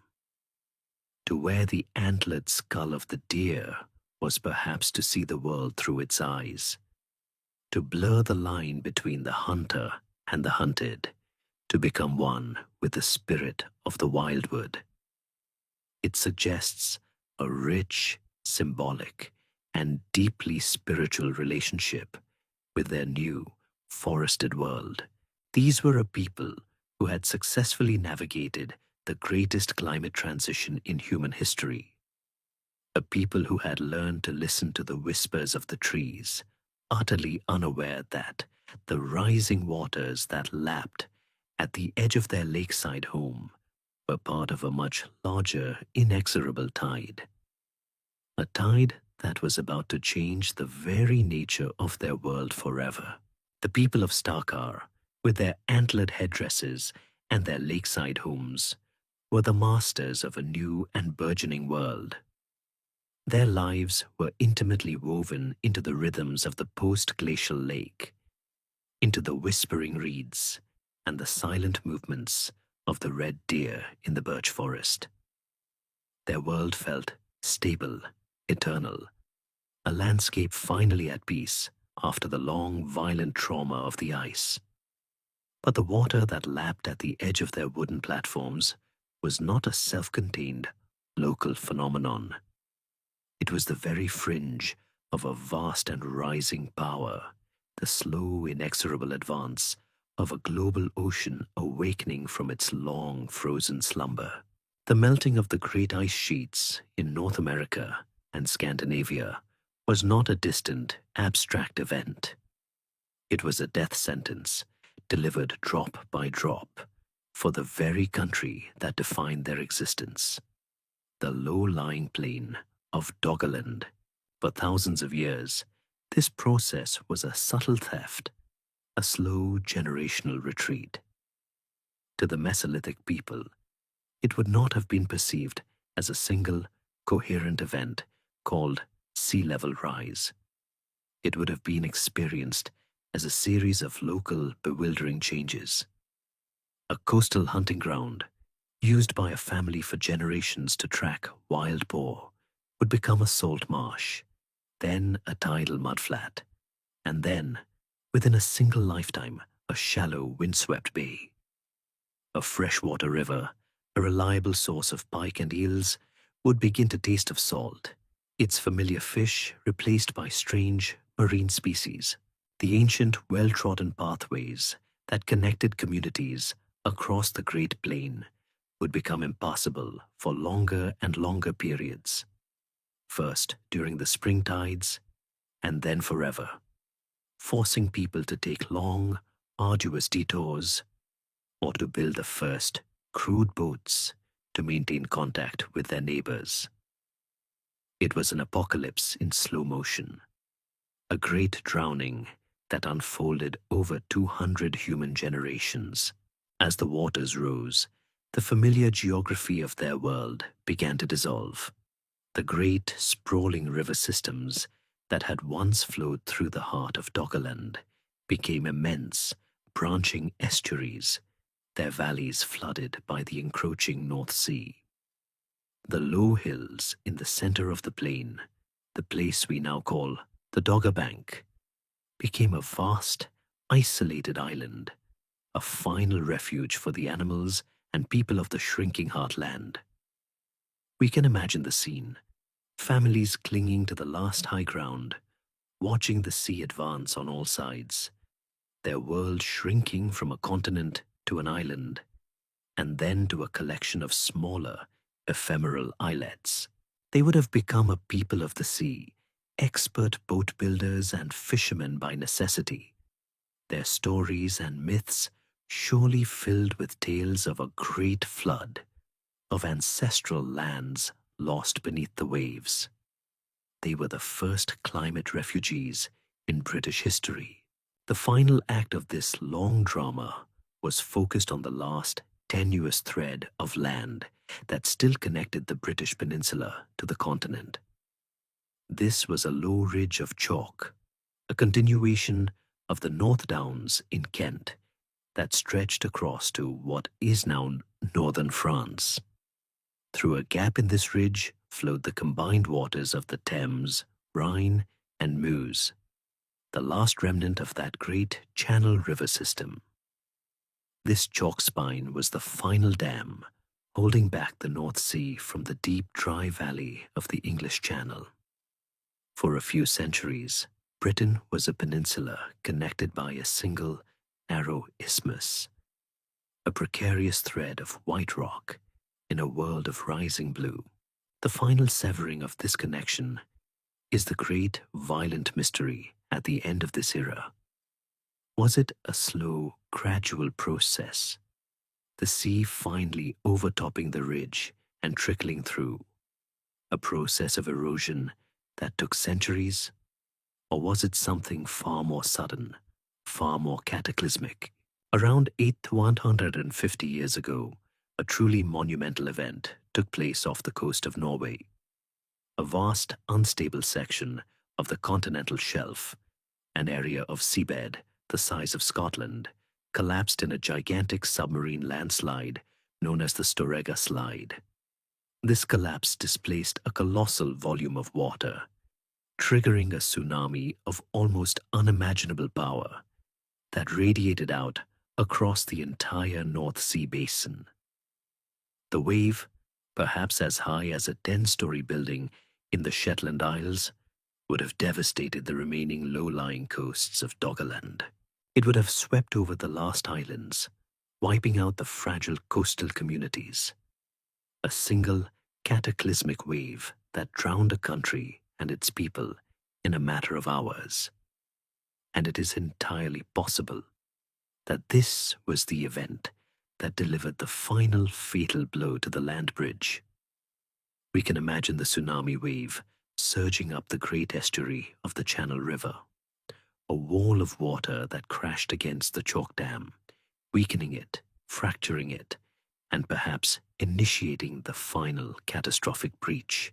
Geologists have found evidence of a mega flood event, a torrent of water carving a deep channel called the Horseshoe Scour into the seabed, suggesting that the final separation was indeed a violent and rapid affair.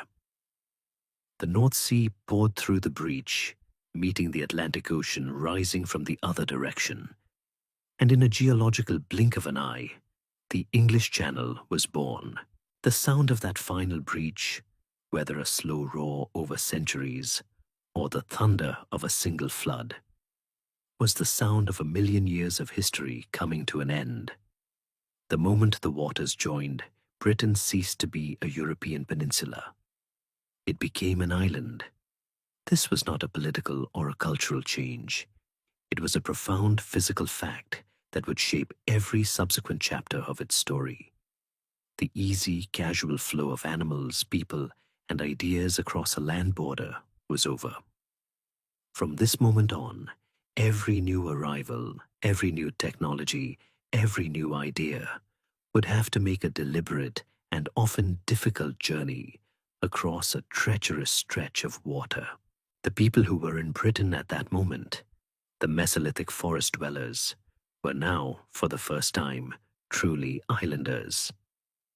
They were cut off, their world suddenly defined by a new, powerful, and permanent boundary: the sea.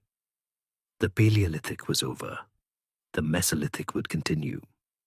But the stage on which their story and ours would unfold had been irrevocably and forever changed.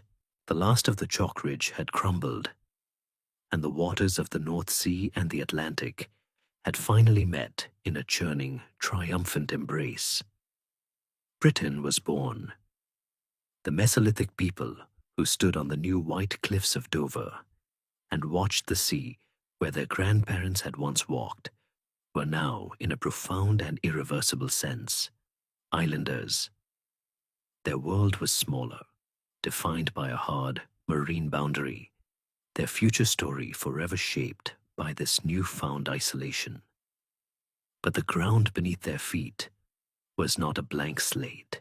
It was a landscape saturated with ghosts, a land that had been a stage for a human drama of almost unimaginable length, a story whose previous chapters had been torn out, scattered, and buried by the relentless cycles of ice and thaw. The true legacy of the Paleolithic is not a continuous, unbroken story, but a collection of faint and haunting echoes, whispers left behind in the bone, the stone, and deep within the very code of life itself. To walk across the modern British landscape is to walk across a library where almost every book has been burned. What we have left are a few scattered, fire-damaged pages, precious and tantalizingly incomplete. In a crumbling cliff in Norfolk, we have a single page of footprints, a fleeting moment from the first million-year-old chapter written by the mysterious Happisburgh pioneers. In a gravel pit in Sussex, we find a chapter on the masterful Homo heidelbergensis, told not in words, but in the form of hundreds of perfectly symmetrical hand axes, their edges still sharp enough to tell a story of immense skill and organized butchery. From the ancient gravels of the Thames, we have a single, frustratingly incomplete sentence in the form of the Swanscombe skull, a fossil that asks more questions than it answers about the lineage that would lead to the Neanderthals. The legacy of the Neanderthals themselves is written in the sharp, clever flakes of the Levallois technique, a testament to a mind capable of profound foresight, a story of a people who endured here longer than anyone, only to be erased by the advancing ice. Each of these chapters is a separate story. They are not connected by a single plot. The people of Boxgrove were not the descendants of the people of Happisburgh. The Neanderthals were not the children of the Swanscombe woman, but a different branch of the family that arrived much later. And the modern humans who engraved the bison at Creswell Crags and fashioned the skullcups at Gough's Cave were a different species altogether, arriving after another great silence. The overwhelming archaeological legacy of Paleolithic Britain is one of discontinuity, of profound and repeated absence. It is the story of a flickering light, a candle of human presence that was lit, burned brightly for a time, and was then snuffed out by the cold, leaving the room in darkness for 50 or 100,000 years before a new hand with a new spark would try to light it again. The deepest legacy, then, is not in any single artifact, but in the sheer, humbling scale of the abandonments, a testament to the supreme power of the planet's climate to edit the human story at will. But what of a more intimate legacy, one written not in stone, but in blood and bone? Does the DNA of the people living in Britain today hold any of these ancient echoes? The answer for the deepest past is a simple and definitive no. The Ice Ages, particularly the last glacial maximum, were a perfect genetic reset button. Every single human who had lived in Britain before that great freeze, every Heidelbergensis, every Neanderthal, every Gravettian pioneer, like the young man of Paviland, left no surviving descendants on the island. Their lines were either extinguished or had retreated so far into the continent that their contribution to the modern British gene pool is effectively zero. The long tangled branch of the Neanderthals was pruned from our family tree entirely. Modern Europeans do carry a small percentage of Neanderthal DNA, a legacy of that brief period of interbreeding when our species first left Africa. But the specific Neanderthals who lived and died in Britain are, in a genetic sense, gone without a trace. The true genetic story of the British people begins with those last Paleolithic hunters, the ones who made the final journey across Doggerland and were then trapped by the rising seas. And it is here, in a cave that we have already visited, that the most astonishing echo of all was found. Remember Gough's Cave, the site of the ritual skull cups? In 1903, long before the cannibalism was understood, another complete skeleton was found there, this one carefully buried. For decades, he was just another old skeleton. But in the 1990s, he was dated to around 10,000 years ago. A Mesolithic man who had lived and died just as the forests were returning. He was nicknamed Cheddar Man. And in 2018, scientists were able to extract a full genome from his ancient DNA, a scientific miracle that allowed them, for the first time, to look into the face of one of the first true Britons. The results were a revelation that completely overturned a century of assumptions. Cheddar Man had dark brown, almost black skin. He had piercing blue eyes, and he had dark, curly hair.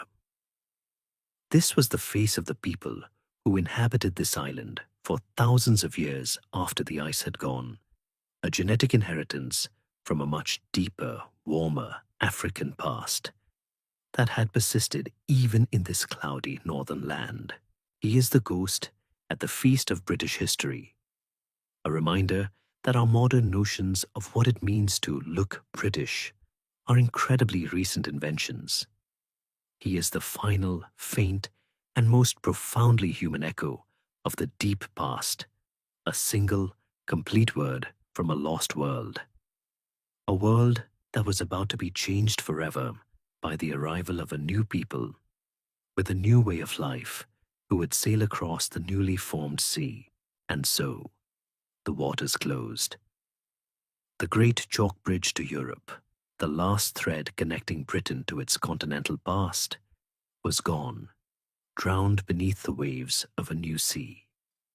The people who stood on the shore, the people of Cheddar Man with their dark skin and their startling blue eyes, were now islanders, their world contained, their future set on a new and isolated course. Our long, slow journey, a story that began with a single set of footprints on a muddy Norfolk shore almost 1,000,000 years ago, has reached its end. The Paleolithic is over. But to see this as an ending is to misunderstand the immense, dreamlike scale of what we have just witnessed, what we have pieced together. is not a history. It is a ghost story, told from a few scattered bones and stones found between silences so vast they are the true narrative. 1,000,000 years. The number is so large it becomes an abstraction, a piece of static.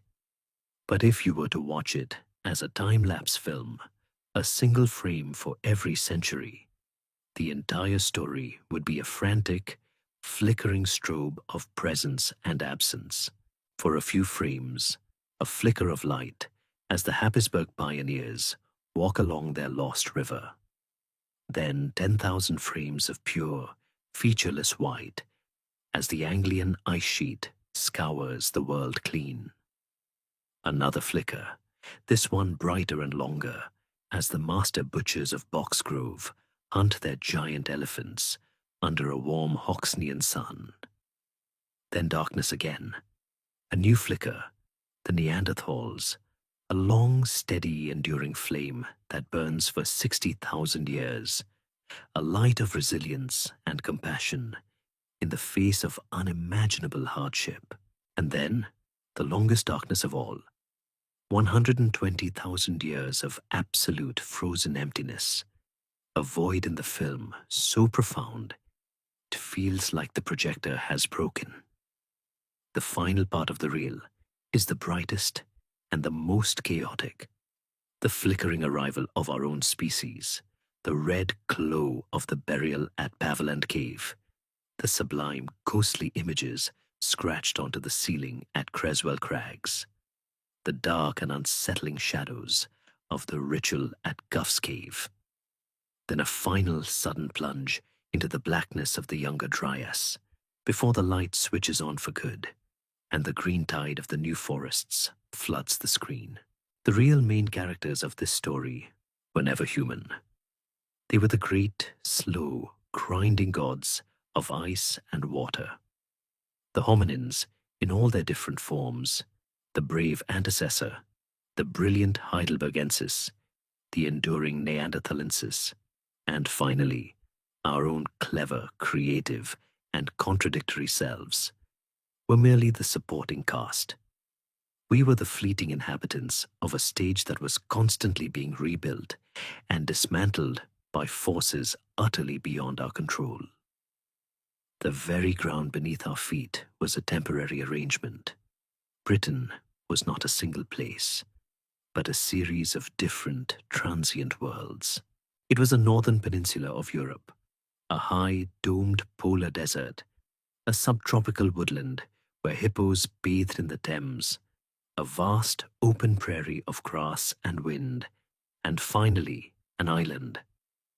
And beneath the waves, the true heartland of this last age, Doggerland, sleeps its silent, drowned sleep, its great rivers and rolling hills, now just a ghostly image on a seismic survey, a lost world that holds more of their story than we may ever know. What we are left with is an overwhelming sense of fragility. The candle of human presence in this northern land was so easily, so repeatedly, and so completely snuffed out. And yet, the other side of that fragility is a stubborn, almost inexplicable endurance. After every erasure, after every long silence, when the ice pulled back and the land healed, they always came back. The impulse to explore, to follow the herds, to see what lay over the next hill, seems to be a thread that connects every one of these different kinds of human. They were all pioneers, living on the northernmost edge of their known world, pushing the boundaries of what was possible for their species. That shared spirit is the faint, whispering legacy that ties this 1,000,000-year story together. And now, our journey through this deep, dreaming past has come to its end. The last fire of the last Paleolithic hunter has burned down to embers, its smoke mingling with the morning mist rising from the new forest. The last flint has been struck.